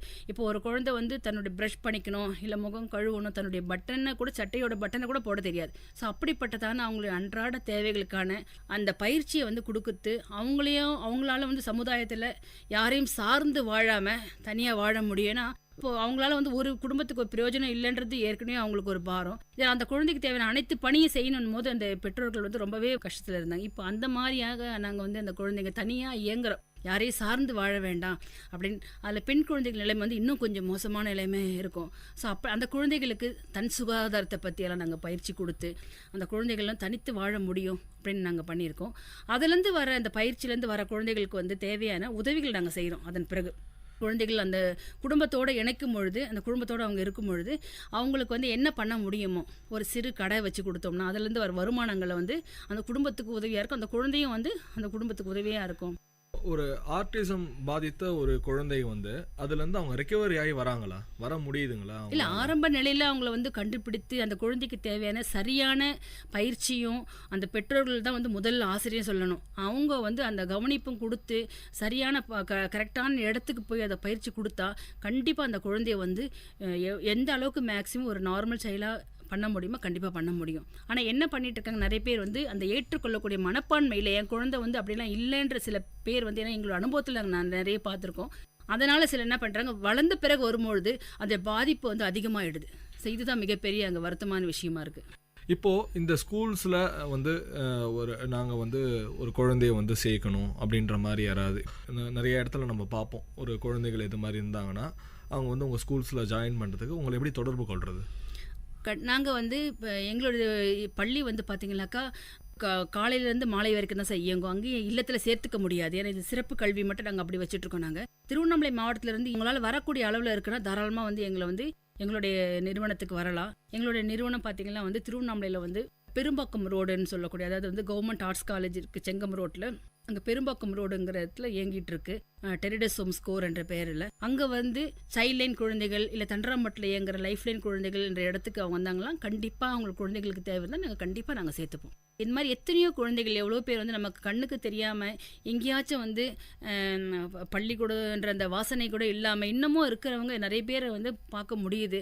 அப்படிப்பட்ட சூழ்நிலைகளை பார்க்கும் பொழுது நல்ல உள்ளம் கொண்டவங்க யாராச்சும் கண்டிப்பாக இந்த மாதிரி நிறுவனங்களை தொடர்பு கொண்டு அந்த குழந்தைகளுக்கு தேவையான விஷயங்களை சேர்க்கலாம். இன்னொரு விஷயம் பார்த்திங்கன்னா ஒவ்வொரு மாவட்டத்திலையும் குழந்தைகள் நல்ல குழுமம்னு சொல்லிட்டு அரசால் அங்கீகரிக்கப்பட்ட அந்த குழுமம் இயங்கிட்டு இருக்கு. அவங்க தான் அந்த குழந்தைகளுக்கான பாதுகாப்பு அத்தாரிட்டியான பர்சன். அவங்க கிட்ட அந்த குழந்தைகளை கூட கொடுக்கலாம். ஏன்னா சிலங்க அது எங்கே சேர்க்கணும்னு தெரியாமல் தவிச்சிட்டு இருப்பாங்க.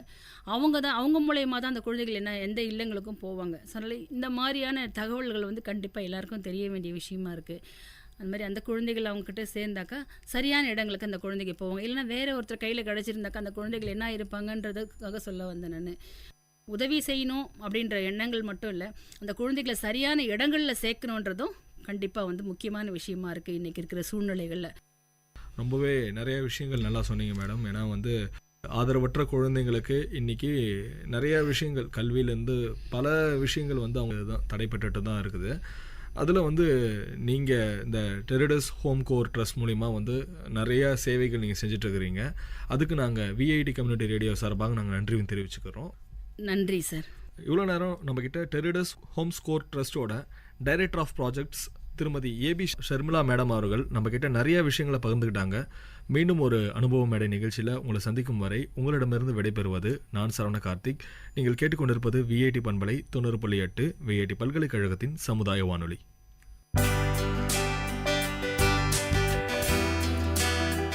நேர்கள் இதுவரை கேட்டது அனுபவ மேடை. மக்கள் தங்கள் வாழ்க்கை அனுபவங்களையும் முன்னேற்ற பாதைகளையும் விரிவாக கலந்துரையாடும் நிகழ்ச்சி. உங்கள் விஐடி பண்பலை 90.8 விஐடி பல்கலைக்கழகத்தின் சமுதாய வானொலி.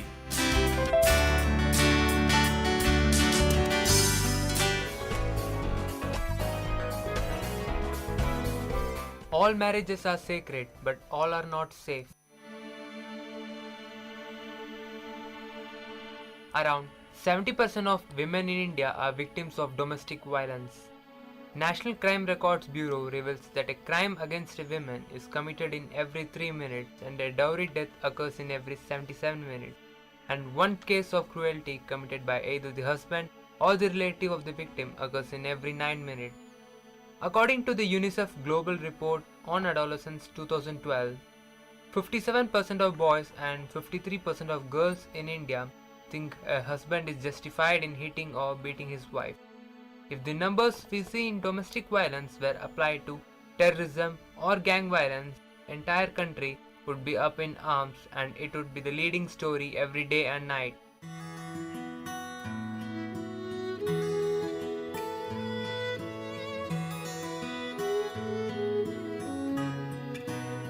Latika belongs to a poor family of Dashpur village. She completed her graduation and is working as a teacher in a school in Mahanagar city. Raj, coming from a well-off family, is also working in the same school as a teacher. They both are in love and are planning to marry each other. Latika, my parents would like to see you to decide upon our marriage. We'll be coming tomorrow to your house. Okay, Raj, I'll make the arrangements. Raj, along with his family, comes to see Latika. Latika is very well brought up and a simple educated girl. She is the only educated girl from our village. I am happy to give my daughter to you, Raj. We'll take care of her, Papa. I never thought that my son would ever go for a love marriage.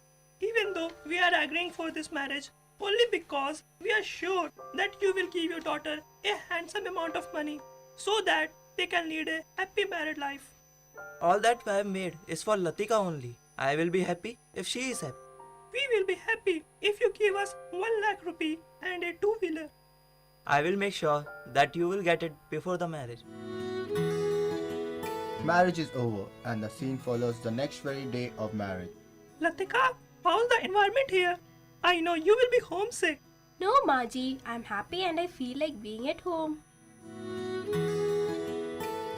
After 1 month of marriage. Latika, where's my tea? Wait, Maji, I'm bringing it. Don't you know that I need my tea at 4 in the evening? Maji, sorry, I had to correct some answer sheets. It was a very urgent work. Here is your tea. Already a lot of work is pending. Raj comes back home. Latika, tea. I had just made tea for Maji and I have lots of work to do. Ask your mom to make it for you, please. Latika moves towards the study room. Why should I make tea for you? That's the reason I got you married. Latika is having a lot of work in school. Still, she manages to do all the household chores. If she can't do all this, then ask her to quit the job. Quit the job? At any cost, I won't leave my job. It's 2 years of my hard work that I ended up in this job. I'll somehow manage to do all my duties, but I won't quit the job. पहले घर का काम, फिर बाहर का.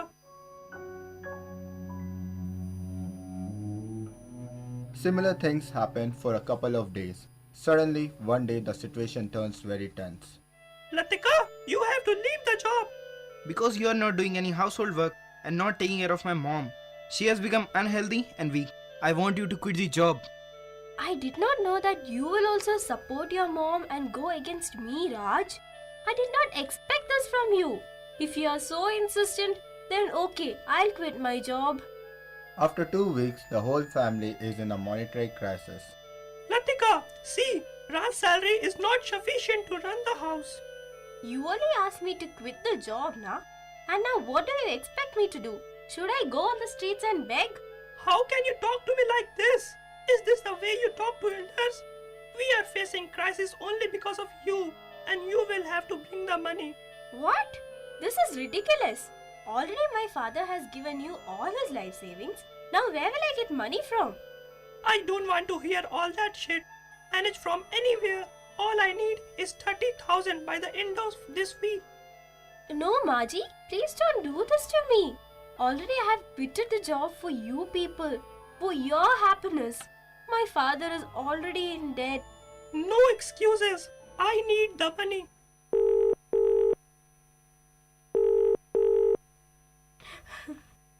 Hello? Hello, Beti. How are you? I'm fine, Papa. No. Beta, I know you very well. What happened to you? Dear, please tell me. Papa, I quitted my job because Maji and Raj were too adamant. Now they're asking me to pay 30,000 rupees within a week.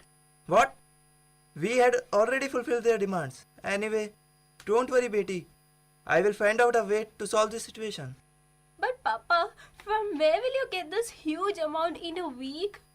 I love you, Beti, and I can do anything for your happiness. Papa, the dam is now overflooded. I think we should report the matter to the police. No, Beti, you are now married, and that is your home, and you must do all the things needed to keep it intact. Don't worry about me. I will manage the money somehow. After 1 week, Latika's father visits Raj's house. He somehow manages to pay them 10,000 rupees. Only 10,000? I told you to bring 30,000. Where's the rest of it, Latika? Maji. Latika, wait. Let me say. It is not Latika's fault. Sorry, I got this much money only. And for getting this much money, I have mortgaged my house, my field, everything. Now I don't even have a roof over my head to live. If you can't give 30,000, then take your girl with you. Raj, how can you say this? Your drama won't work here. Now stop crying and get lost. We don't need you here. Get out of my life. No, Raj. Please don't do this to me. I am sorry. It's my fault. Please don't punish my daughter. I will get you the money within 2 days. 2 days?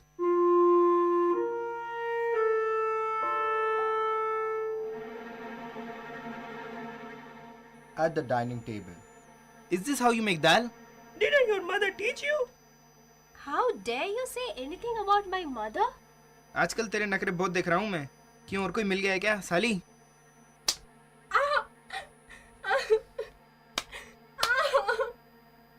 Latika got injured very badly. They locked her up in her room. She calls up her father. Hello. Latika. Latika, why are you crying, my dear? Please forgive me. I've given you a lot of troubles. And now further I won't. Papa, I'm leaving. Beti! Hello. Hello. Police team and girls dad in Raj's house. Mother-in-law opens the door. Raj, police! Police in our house! Stop your melodrama. Where's this girl? We have to search your house. No, she's not in the house. She went to the market. No, he's lying. She is here only. She had called me before. Constable, search the house. Constable breaks Latika's bedroom lock. Latika! Stay away from the crime scene. You both are under arrest.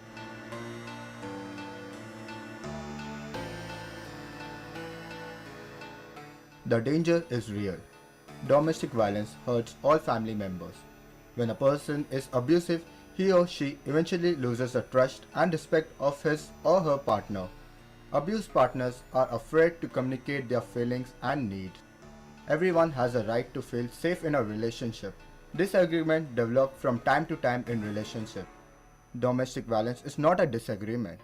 It is a whole pattern of behavior used by one partner to establish and maintain power and control over the other. These behaviors can become more frequent and intense over time. They are destructive and dangerous. The abusive person is responsible for this behavior. That person is the only one who can change them. Don't wait until you and the one you love get hurt. You're not alone. Raise your voice. Patterns left uninterrupted can continue forever.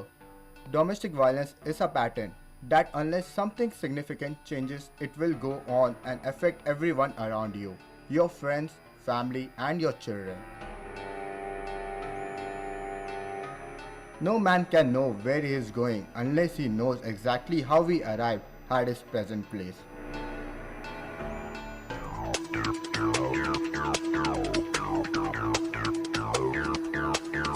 நேர்களை இது VIT பண்பலை 90.8. இந்த நிகழ்ச்சி திரைக்கடலோடி கண்டங்களை இணைக்கும் ஒரு புரிதல் தொடர்.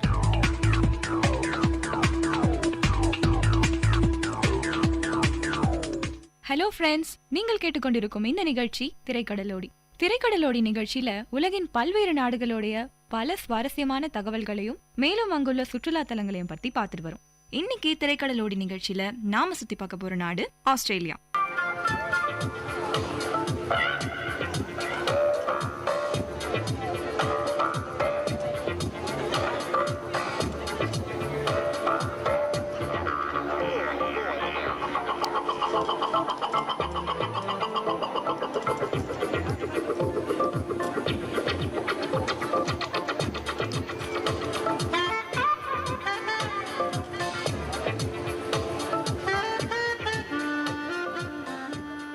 Australia உலகிலேயே மிக சிறிய கண்டமாகவும் உலகின் மிக பெரும் தீவாகவும் உள்ள பெருநிலப்பை பெற்ற நாடு. தாஸ்மானியா தீவு இந்திய மற்றும் பசிபிக் பெருங்கடலில் உள்ள சில சிறிய தீவுகளையும் உள்ளடக்கிய நாடு.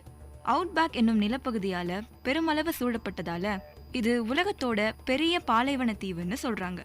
இது பொதுநலவாய ஆஸ்திரேலியா என அதிகாரப்பூர்வமாக அழைக்கப்படுகிறது, அதாவது காமன்வெல்த் ஆஃப் ஆஸ்திரேலியா. ஆஸ்திரேலியாவுக்கு எந்த நாட்டுடனும் நில எல்லைகள் கிடையாது. இந்தோனேஷியா, கிழக்கு திமோர், பப்வா நியூகினி ஆகிய நாடுகள் இதன் வடக்கேயும், சாலமன் தீவுகள், வனுவாட்டு, நியூ கலிடோனியா ஆகியன வடகிழக்கேயும், நியூசிலாந்து தென்கிழக்கேயும் இதன் அயல் நாடுகளாக அமைந்துள்ளன. சிட்னி, மெல்போர்ன், பிரிஸ்பேன், பெர்த் போன்ற நகரங்கள் ஆஸ்திரேலியாவோட முக்கிய நகரங்களா இருக்கு. அது என்ன ஆஸ்திரேலியா, அதுக்கு எப்படி ஆஸ்திரேலியான்னு பேர் வச்சிருப்பாங்கன்னு யோசிக்கிறீங்களா? ஆஸ்திரேலியா என்ற பெயர் ஆஸ்திரேலிஸ் என்ற லத்தீன் மொழி சொல்லிலிருந்து உருவானது. தெற்கே என்பது இதன் கருத்து. தெற்கே நோக்கி பயணம் செய்தபோது இந்த தீவை கண்டுபிடித்ததால தெற்கே என்று பொருள் தரும் ஆஸ்திரேலிஸ் என்ற பெயர் வைத்ததாக சொல்றாங்க. ஆஸ்திரேலியாவை முதல்ல சுற்றி வந்த மேத்யூ பிளிண்டர்ஸ் என்ற பிரித்தானிய மாலுமி 1814 தான் எழுதிய புத்தகமான எ வாயேஜ் டு தெரா ஆஸ்ட்ராலிஸ் என்ற நூலில் ஆஸ்திரேலியா என்ற பெயரை பயன்படுத்தியதிலிருந்து இப்பெயர் பரவலாக வழக்கொன்றியது. 20ஆம் நூற்றாண்டில உள்ளூரிலும் வெளியூரிலும் ஆஸ்திரேலியாவை ஓஸ் என்றும் ஆஸ்திரேலியன்ஸை ஆசி எனவும் சுருக்கமாக அழைக்கிறாங்க.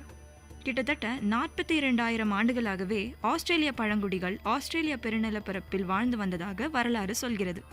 அவ்வப்போது வடக்கிலிருந்து மீனவர்களும் பின்னர் 16ஆம் நூற்றாண்டில் டச்சு நாடுகான் பயணிகளும் ஐரோப்பாவிலிருந்து இங்கு வந்து போன பின்னர் 1770 ஆஸ்திரேலியாவின் கிழக்கு பகுதியில் வந்திறங்கிய ஆங்கிலேயர்கள் அதனை ஐக்கிய ராஜ்யத்திற்கென உரிமை கொண்டாடினர். பின்னர் 1901ஆம் ஆண்டு ஜனவரி 1ஆம் தேதி 6 தனித்தனியான குடியேற்ற பகுதிகளும் ஒன்றிணைந்து காமன்வெல்த் ஆஃப் ஆஸ்திரேலியா என்றானது. இப்போது கான்பரா இதன் தலைநகரமாக உள்ளது. ஆஸ்திரேலியாவின் தேசிய கொடியில Commonwealth stars, Southern Cross, Union ஜாக்னு 3 பாகங்கள் உள்ளது. பரப்பளவுல 6வது பெரிய நாடாக இருந்தாலும் 2013 மதிப்பின்படி ஆஸ்திரேலியாவின் மக்கள் தொகை வெறும் 23.2 மில்லியன்கள் மட்டுமே. இவர்களில் 60% பேர் பெருநிலப்பரப்பில் மாநில தலைநகரங்களை அண்டி வாழ்கின்றனர்.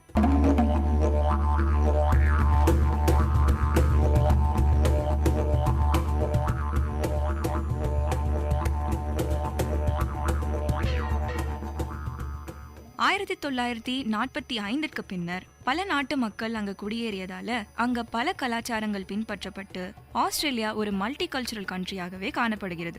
அங்கு குடியேறிய மக்கள் பெரும்பாலும் ஈஸ்டர்ன் யூரோப்பிலிருந்தும் மெடிட்டரேனியன் பகுதிகளில் இருந்தும் குடியேறியதாக சொல்றாங்க. ஆஸ்திரேலியா மேற்கத்திய பொருளாதார முறைகளை பின்பற்றுகிறது. அங்கு பயன்படுத்தப்படும் நாணயத்தை ஆஸ்திரேலியன் டாலர்னு சொல்றாங்க. ஆங்கிலம் இதன் ஆட்சி மொழியாக உள்ளது.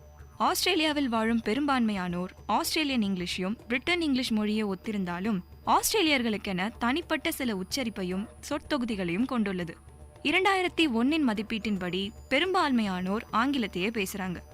ஆங்கிலம் அல்லாத 2.1% பேர் சீன மொழியையும், 1.9% பேர் லத்தீன் மொழியையும், 1.4% பேர் கிரேக்க மொழியும் பேசுறாங்க. ஆஸ்திரேலியாவோட தற்போதைய ஆளுநராக குவென்டின் பிரைஸ் பதவி வகிக்கிறார். பிரதமராக டோனி அபோட் பதவி வகிக்கிறார். ஆஸ்திரேலியாக்கென அரச மதம்னு எதுவும் இல்லைங்க. ஆனா பெரும்பான்மையானோர் கிறிஸ்தவர்களா இருக்காங்க. 2006 மதிப்பீட்டின்படி 64% பேர் கிறிஸ்தவர்களா இருக்காங்க. அதுல முக்கியமா 26% பேர் ரோமன் கேத்தலிக்ஸா இருக்காங்க. கிறிஸ்தவர்கள் அல்லாத 2.1% பேர் பௌத்த மதத்தையும், 1.7% பேர் இஸ்லாமியத்தையும் பின்பற்றுறாங்க. 1%க்கும் கம்மியானவங்க ஹிந்துக்களாவும் யூதர்களாவும் இருக்காங்க. ஆஸ்திரேலியாவின் கல்வித்தரம் உலக நாடுகளில 8வது இடத்துல இருக்கு. ஆஸ்திரேலியாவில் மட்டும் மொத்தம் 38 அரசு பல்கலைக்கழகங்கள் இருக்கு.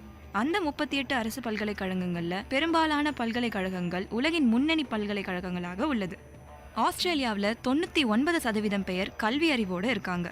1960ஆம் ஆண்டு ப்ரொஃபசர் ப்ரூனெட் ஆஸ்திரேலியாவோட முதல் ஆஸ்திரேலியன் ஆஃப் த இயர் அவார்டை வாங்கினார். அதே வருடம்தான் பிசியாலஜி ஃபீல்டில் அவர் செஞ்ச ரிசர்ச்காக நோபல் பரிசையும் வென்றார். ஆஸ்திரேலியாவில் மொத்தம் 6 மாநிலங்களும் 2 மண்டலங்களும் வேறு சில சிறிய பிராந்தியங்களையும் கொண்ட நாடு. 1788 ஆங்கிலோ கெல்டியர்களின் பண்பாட்டை பின்பற்றுகிறது.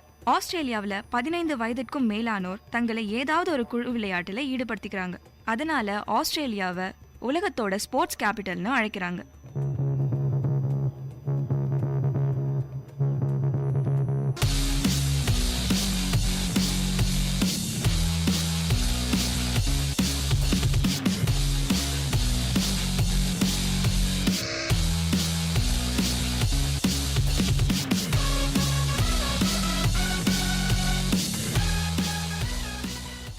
துடுப்பாட்டம், ஹாக்கி, வலைப்பந்தாட்டம், ரக்பி மற்றும் துடுப்பு படகு ஓட்டம், நீச்சல் போன்ற விளையாட்டுகளில் சர்வதேச மட்டத்தில் புகழ் பெற்றுள்ளது ஆஸ்திரேலியா.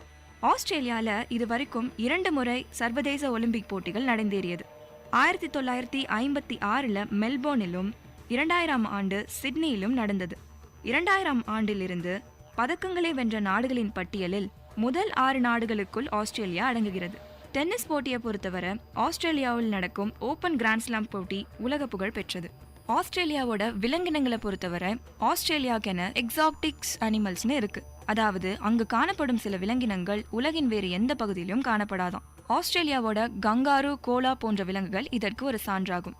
கங்காரு ஆஸ்திரேலியாவோட தேசிய விலங்காக உள்ளது. உலகத்திலேயே மிக அதிகமான ரெப்டைல்ஸ், அதாவது ஊரும் விலங்குகள் உள்ள நாடும் ஆஸ்திரேலியா தான். ஆஸ்திரேலியாவில் மட்டும் கிட்டத்தட்ட 755 வகையான ரெப்டைல்ஸ் இருக்குன்னு சொல்றாங்க. பிரவுன் ஸ்னேக், டைகர் ஸ்னேக், டைபான் போன்ற பல வகை பாம்புகளும் அங்கு உள்ளது. மேற்கு ஆஸ்திரேலியாவில் கால்கோர்லி நகரில் அமைந்துள்ள தங்கச்சுரங்கம் தான் ஆஸ்திரேலியாவோட மிகப்பெரிய தங்கச்சுரங்கமா இருக்கு. விக்டோரியா நகரில் ஆரம்பிக்கப்பட்ட ஆஸ்திரேலியன் ஸ்ட்ரீட் ஃபுட்பால் ஆஸ்திரேலியாவில் மிகவும் புகழ்பெற்றது. மெல்போர்னில் உள்ள ராயல் கண்காட்சியகம் ஆஸ்திரேலியாவோட முதலாவது உலக பாரம்பரிய களமாக யுனெஸ்கோவால் 2004ஆம் ஆண்டு அறிவிக்கப்பட்டுள்ளது. தாஸ்மானியாவில் உள்ள ஆர்த்தூர் ஆஸ்திரேலியாவில் குடியேற்றப்பட்ட குற்றவாளிகளின் பெரும் பாசறையாக இருக்கிறது. 1988 கான்பராவில் உள்ள நாடாளுமன்ற கட்டிடம் புதிதாக வடிவமைக்கப்பட்டுள்ளது. ஆஸ்திரேலியாவில் உள்ள ஆனா கிரீக் என அழைக்கப்படும் கேட்டில் ஸ்டேஷன் தான் உலகத்தோட மிகப்பெரிய கேட்டில் ஸ்டேஷனா இருக்கு. இந்த கேட்டில் ஸ்டேஷன் 34,000 சதுர கிலோமீட்டரோட பெல்ஜியத்தை விட பெருசுன்னு சொல்றாங்க. மேலும் 1902ஆம் ஆண்டு பெண்களுக்கும் வாக்குரிமை வழங்கியது ஆஸ்திரேலியா. இது உலகத்திலேயே பெண்களுக்கும் வாக்குரிமை வழங்கிய நாடுகள்ல 2வது நாடாக இருக்குது. ஆஸ்திரேலியாவிலும் 18 வயது பூர்த்தி அடைந்தாதான் வாக்குரிமையை கொடுக்கறாங்க. இப்போ ஆஸ்திரேலியாவில் உள்ள சில சுற்றுலா தலங்களை பத்தி பார்ப்போம்.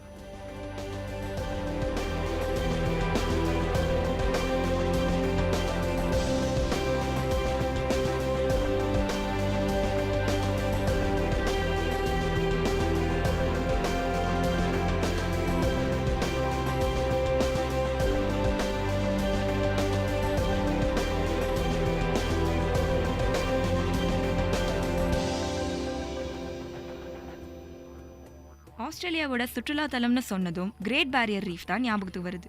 ஏன்னா கிரேட் பேரியர் ரீஃபோட இயற்கை எழிலை ரசிக்கவே வருடத்திற்கு 2 மில்லியன் பேர் இந்த இடத்தை சுத்தி பார்க்க வராங்களாம். கிரேட் பேரியர் ரீஃப்ல உள்ள மெரைன் பார்க் அங்குள்ள சுற்றுலா தலங்கள்லேயே ஒரு பெரிய plus point. Uluru, Kakadu national park, Fraser islands இங்குள்ள மற்றும் சில ஹைலைட்ஸ். உலூரு 2013ஆம் ஆண்டு குவாண்டாஸ் ஆஸ்திரேலியன் டூரிசம் அவார்ட்ஸை வாங்கியது. பின்னர் ஆஸ்திரேலியாவோட பெஸ்ட் டூரிசம் அட்ராக்ஷனாகவும் பேர் வாங்குச்சு. இப்போ சிட்னியை பற்றி பார்க்கலாம். சிட்னி ஆஸ்திரேலியாவில் உள்ள ஒரு பெரிய நகரம். சிட்னி ஒபேரா ஹவுஸ் சிட்னியில் ரொம்பவே ஃபேமஸ். சீனர்கள் பெரும்பாலும் விரும்பி செல்லும் இடமாக இருக்குது. சீனர்கள் மட்டுமல்லாத சூது விளையாட்டை விரும்பும் அனைத்து மக்களும் விரும்பி செல்லும் இடமாக இருக்குது. ஏன்னா இங்கு உள்ள ஷாப்பிங் காம்ப்ளெக்ஸ், கேசினோஸ் வருடா வருடம் பெரும் சுற்றுலா பயணிகளை ஈர்க்கின்றது. 80% ஆஸ்திரேலியர்கள் கேம்லிங்ல ரொம்பவே இன்ட்ரெஸ்டா இருக்காங்களாம், அதாவது சூது விளையாட்டு. அதனால ஹையஸ்ட் ரேட் ஆஃப் கேம்பிளிங் ஆஸ்திரேலியாவில் காணப்படுதா சொல்றாங்க. இதனாலேயே அங்கே கேம்பிளிங் ஸ்டேஷன்ஸ் ரொம்பவே அதிகம். ஆஸ்திரேலியா வைன் ப்ரொடக்ஷன்ல ரொம்பவே ஃபேமஸ்ங்க. வருடா வருடம் கிட்டத்தட்ட 1.35 ட்ரில்லியன் பாட்டில்ஸ் ஆஃப் வைனை அங்கே ப்ரொடியூஸ் பண்ணுறாங்களாம். மேலும் சிட்னியில் உள்ள ஹார்பர் பிரிட்ஜ் ஆஸ்திரேலியாவோட அழகான கட்டிடக்கலைக்கு ஒரு எடுத்துக்காட்டு. இரவு நேரங்களில் சிட்னி ஹார்பர் பிரிட்ஜ் ஒரு தங்க பாலம் போலவே காட்சியளிக்கும். மேலும் லூனா பார்க் குழந்தைகளை கவர்ந்திருக்கும் ஒரு பொழுதுபோக்கு அம்சங்களில் ஒன்று. அங்கு டிஸ்னி லேண்டில் இருப்பது போலவே குழந்தைகளை கவர்ந்திருக்கும் வகையில் பல அழகான பொம்மைகளும் அதன் மாதிரிகளும் கேளிக்கை அம்சங்களும் உள்ளது. சிட்னியில வரலாற்று சிறப்புமிக்க பல கோட்டைகளும் இருக்கு. பார்ட்லே ஹெட்டில் உள்ள சிறு கோட்டைகள் பார்ட்லே ஹெட்டுக்கும் பார்ட்லே ஹெட்டின் வடக்கு பகுதியில் உள்ள 4 ஃபோர்ட்டிஃபிகேஷன்ஸ்க்கும் இடையில இருக்கு. அந்த கோட்டைகளின் சிறப்பம்சமே அங்கு உள்ள சுரங்கப்பாதைகள் தான். அந்த கோட்டைகள்ல பல சுரங்கப்பாதைகள் இருக்கதா சொல்றாங்க. வாட்சன் பே ஆஸ்திரேலியன் டூரிசம்ல ஒரு ஹைலைட். மியூராம்பிட்ஜ், டார்லிங் போன்ற ஆறுகள் தான் ஆஸ்திரேலியாவோட முக்கிய ஆறுகளா இருக்கு. சிட்னி டவர், டார்லிங் ஹார்பர் சிட்னியோட ஃபேமஸ் டூரிசம் ஸ்பாட்ஸ்ல ஒன்று. டார்லிங் ஹார்பரை சுத்தி பார்க்கவே ஒரு நாள் கண்டிப்பா பத்தாது. ஏன்னா டார்லிங் ஹார்பர்ல Sydney entertainment centre, Sydney Chinese garden, Tumbalong park, Sydney exhibition centre, Star casino, IMAX தியேட்டர்னு பல இடங்கள் உள்ளது. மேலும் நேஷனல் மேரிடைம் மியூசியமும் சிட்னில தான் இருக்கு. Australia Princeton rain forest, ancient rock formation மற்றும் பல பீச்சுகளோட ஒரு அழகான தீவா காட்சியளிக்குது. அங்குள்ள இயற்கையான அழகுன்னு சொல்லும் போது ப்ளூ மவுண்டன்ஸ், பாண்டி பீச் சிட்னியை மேலும் அழகு சேர்க்கும் சில அம்சங்களா இருக்கு.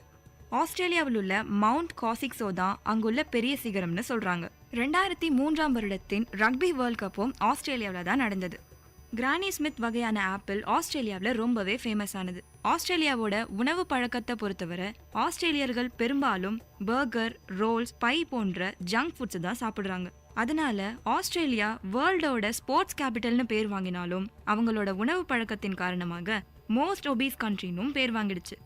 ஆஸ்திரேலியாவில் வாழும் மக்களில் 26% பேர் உடல் பருமனா இருக்காங்க.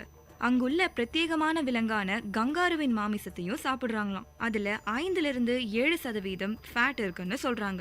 ஆஸ்திரேலியாவோட டிவி ஷோஸ்லயும் பெரும்பாலும் சமையல் கலை பற்றி தான் இருக்கு. ஆஸ்திரேலியன் டிவி ப்ரோக்ராம்ஸ்ல ஒன்றுக்கு பின் ஒன்றாக பல குக்கிங் ஷோஸ் அங்க டெலிகாஸ்ட் ஆகிட்டு இருக்குமா. அதுலயும் ரொம்ப ஃபேமஸா my kitchen rules, master chef போன்ற நிகழ்ச்சிகள் உலக புகழ் வாய்ந்தது. ஆஸ்திரேலியாவின் நாளிதழ்களை பொறுத்தவரை தி ஆஸ்திரேலியன் மற்றும் தி ஆஸ்திரேலியன் ரெவ்யூ போன்ற நாளிதழ்கள் மிகவும் முக்கியமானது, நம்பிக்கைத்தன்மை வாய்ந்தது. ஆஸ்திரேலியாவை பத்தி பல சுவாரஸ்யமான விஷயங்களை தெரிஞ்சிருப்பீங்கன்னு நம்புறோம். திரைக்கடலோடியின் அடுத்த நிகழ்ச்சியில இன்னொரு நாட்டை சுத்தி பார்க்க ரெடியா இருங்க. அதுவரை உங்களிடமிருந்து விடைபெறுவது சிவப்பிரியா.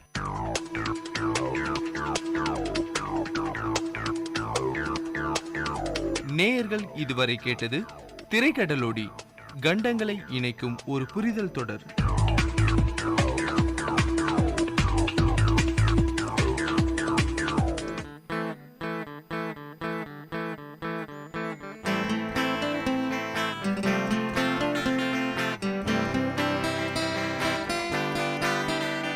உங்கள் இல்லம் நுழைந்திடும், உங்கள் செவிகளை தீண்டிடும், உங்கள் மனதினை வருடவே பண்பலையாய் மலருதே. உங்கள் இல்லம் நுழைந்திடும், உங்கள் செவிகளை தீண்டிடும், உங்கள் மனதினை வருடவே பண்பலையாய் மலருதே. VIT 90.8 வேலூரில் நாங்கதாம்பே. VIT 90.8.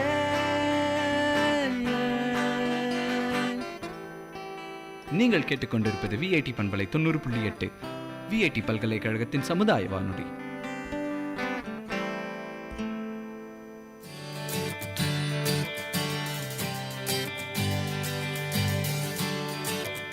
It's 8:30 in the morning. The scene is father, Mr. Joshi, and mother, Mrs. Joshi, waiting at the dining table for their children, Rohan and Sonam.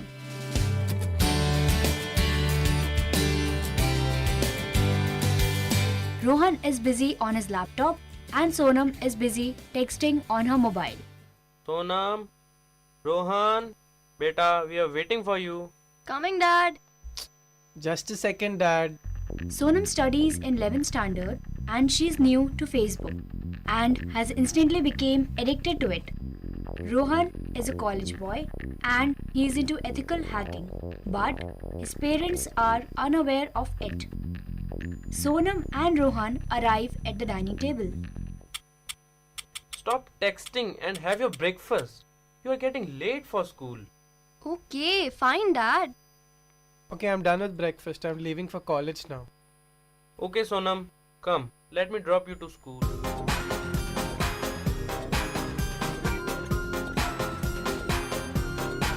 At school, Priya is Sonam's friend who lives in hostel and was equally addicted to Facebook. Hi, Priya. Did you see my latest profile pic?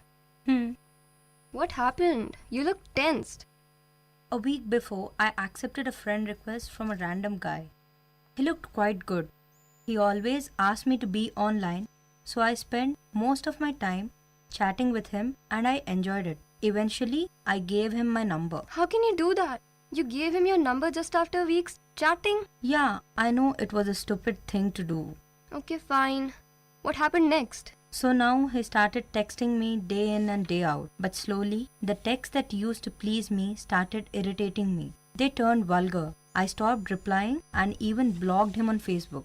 After some days, I received notifications that I am tagged in some photos. And when I opened those, I saw that those were some morphed pics of me. I am really shocked. I suspect it is him. Please, Sonam, help me out. I am ashamed. I can't even tell my parents about it.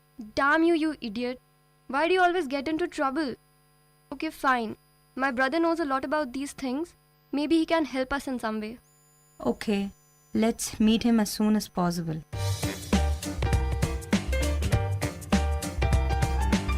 Meanwhile, in Mr. Joshi's office, Let me go through my inbox.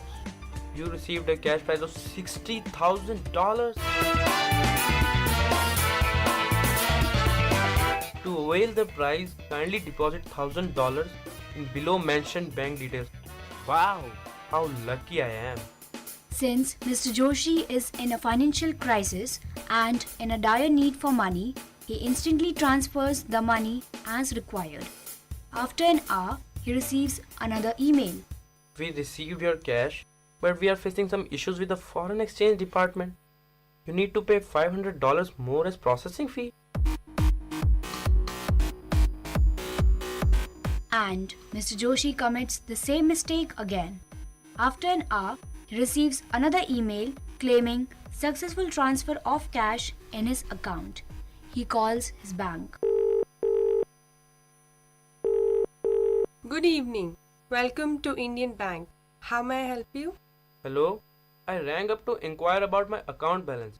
My account number is 3164668. Has any money been deposited recently? Please wait for a moment. Sorry, but there hasn't been any recent deposits in your account, but only withdrawal. Can you please check it again? Yes, sir. I'm quite sure. Thank you.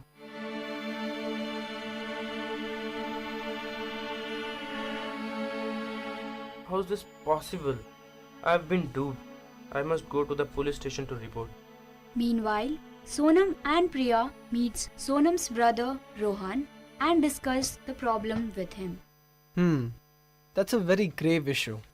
So, I should not poke my nose into this matter and we should directly approach the police. Do we have to go to the police station? Because it's really embarrassing. There's nothing to be ashamed of. Anybody can be a victim of this kind of cybercrime. These crimes are on the rise and steps must be taken to bring justice to the perpetrators. Okay, if you say so. Meanwhile, at the police station, The father is already present in the police station. Ma'am, I got an email claiming that I received a cash prize of $60,000 and I was asked to deposit $1,500 as processing fee. Ma'am, I deposited the amount but I didn't get any money. Please help me, ma'am, please. Hello, mister. I don't even know how to start a computer and you expect me to understand your problem? Huh. Now what has been done has been done. As it is, it was your mistake. Your greed has put you in such a situation. I cannot do anything. Please, ma'am, do something. I have lost a huge amount of money. Leave me alone. I have already told you I cannot help you. Do not disturb me again. Constable, take him outside.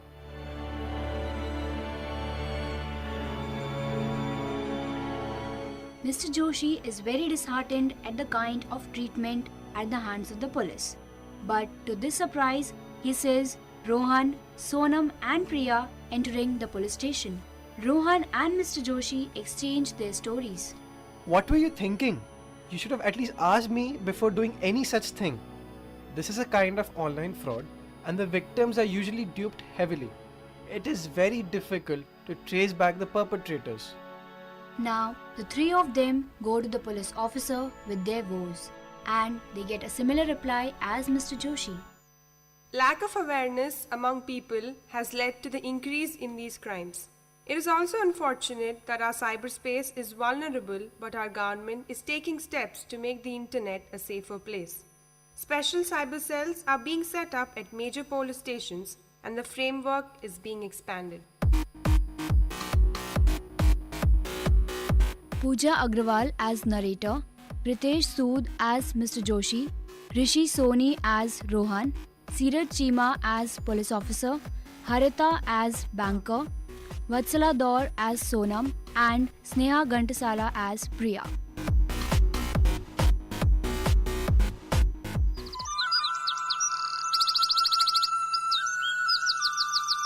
VIT பண்பலை 90.8 கவிதை கேளுங்கள்.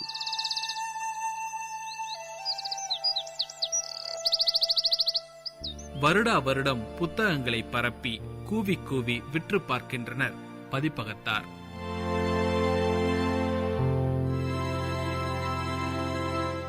விற்காத புத்தகங்களுக்கு தள்ளுபடி என்ற சலுகையும் கொடுத்து பார்த்து பத்தாக்குறைக்கு 70 வரை நீள்கிறது தள்ளுபடியின் சதவிகித வயது. விற்காத புத்தகங்களுக்கு தள்ளுபடி என்ற சலுகையும் கொடுத்து பார்த்து பத்தாக்குறைக்கு 70 வரை நீள்கிறது தள்ளுபடியின் சதவிகித வயது. நோஞ்சான் பிள்ளைக்கு புத்தக கடையில் வேலை. 5 கிலோ எடை கொண்ட புத்தகங்களை அடுக்கி தூக்கி நடக்கும் 5வது மட்டுமே படித்த ஆணழகன்களுக்கு தாதா விஸ்கியையும் மாப்பசானையும் பெயரளவில் மட்டுமே பரிச்சயம். 5 கிலோ எடை கொண்ட புத்தகங்களை அடுக்கி தூக்கி நடக்கும் 5வது மட்டுமே படித்த ஆணழகன்களுக்கு தாதா விஸ்கியையும் மாப்பசானையும் பெயரளவில் மட்டுமே பரிச்சயம்.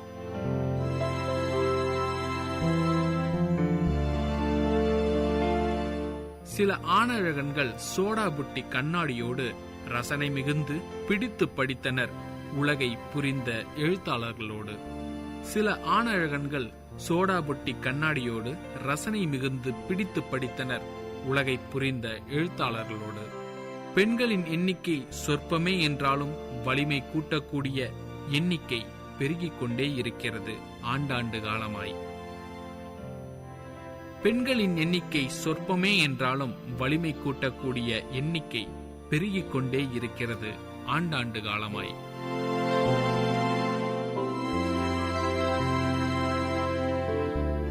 பழசரக்கு கடைகளில் பொருட்களை வாங்கி வீட்டு சமையலறையில் அடுக்கும் போது எழும் திருப்தியை விட பழசரக்கு கடையில் பொருட்களை வாங்கி வீட்டு சமையலறையில் அடுக்கும் போது எழும் திருப்தியை விட புத்தக கண்காட்சியில் வாங்கிய தலையணைக்குள் புதைத்த புத்தகங்களை வாங்கும்போது சற்று திருப்தி கூடுதல்தான்.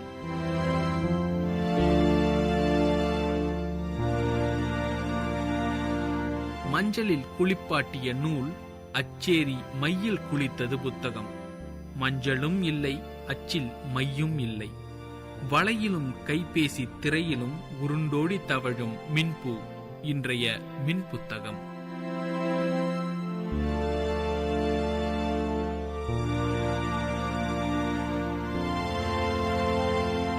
அச்சில் மையும் இல்லை, மஞ்சளும் இல்லை, வலையிலும் கைபேசி திரையிலும் உருண்டோடி தவழும் மின்பூ இன்றைய மின் புத்தகம். தட்டச்சு பிழை திருத்தம் கடினம் என்றால் மின்னச்சு பிழை திருத்தம் உசிதமாயிற்று. தட்டச்சு பிழை திருத்தம் கடினம் என்றால் மின்னச்சு பிழை திருத்தம் உசிதமாயிற்று. கண்காட்சி கூட்டம் இன்னும் புத்தகங்களை புரட்டி கொண்டிருக்க, கண்காட்சி கூட்டம் இன்னும் புத்தகங்களை புரட்டி கொண்டிருக்க, புத்தக சந்தையையே தலைகீழாய் புரட்டி கொண்டிருக்கிறது இணையத்தில் பூக்கும் புத்தகப்பூ. இணையத்தில் பூக்கும் புத்தகப்பூ இது மின்பூ. நம் கண்களில் மட்டும் மின்னும் கையில் நிற்கா நிழல் பூ. இது புரட்சிப்பூ, ஒரு புத்தகப்பூ.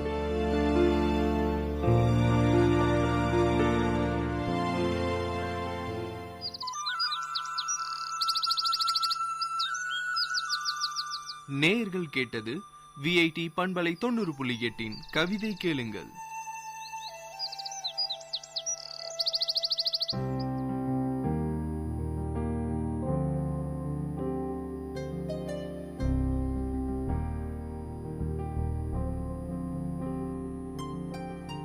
करवट बदल के दिखाए अधूरी राह पे सवार डूबी कश्ती उठाए दफन तेरा खुमार तेज है ये हवाएं, ना कोई साथ यहाँ रे, तेरी वजह से जो पल गवाए उनका हिसाब लिखा कहाँ रे। अब साथ ही है सदा रे, जज्बात अब है कपारे, अपना कोई मुझे पुकारे। अब जीत में भी गम है, मन अश्क से भी गम है, अब हद से ज्यादा सहारे।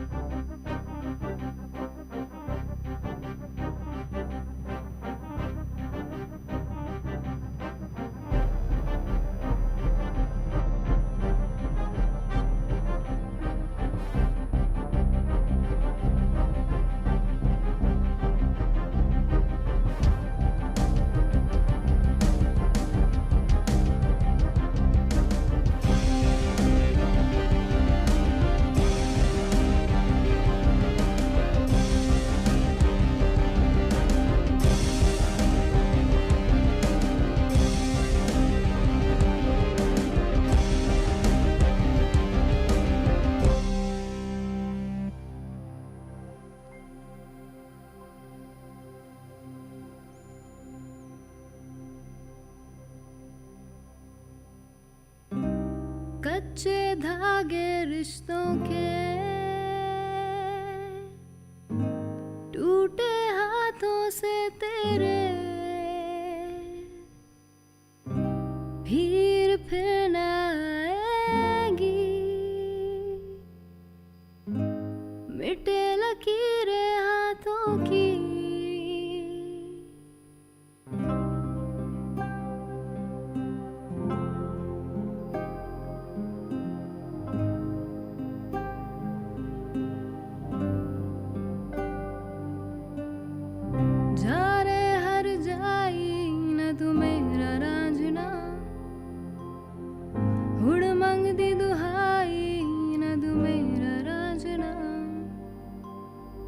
झूठी कसमें खाई न तू मेरा रांझना, मांग दी तेरे हाई न तू मेरा रांझना।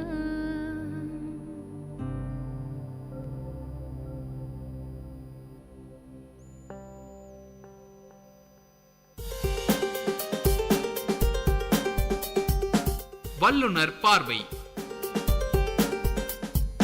பல்துறை பகிர்வுகள், வல்லுனர் தரவுகள், மக்களின் சந்தேகங்களுக்கான சான்றுகளோடு VIT பண்பலை 90.8 வல்லுனர் பார்வை. வணக்கம் நேயர்களே, VIT பண்பலை 90.8 இது வல்லுனர் பார்வை. பல்வேறு துறைகளில் தேர்ச்சி பெற்ற வல்லுநர்களின் கலந்துரையாடல்கள், அவர்களின் கருத்துக்கள், எண்ணங்கள், பதில்களுக்கான கேள்விகளோடு முனைவர் க. தமிழ்ச்செல்வன்.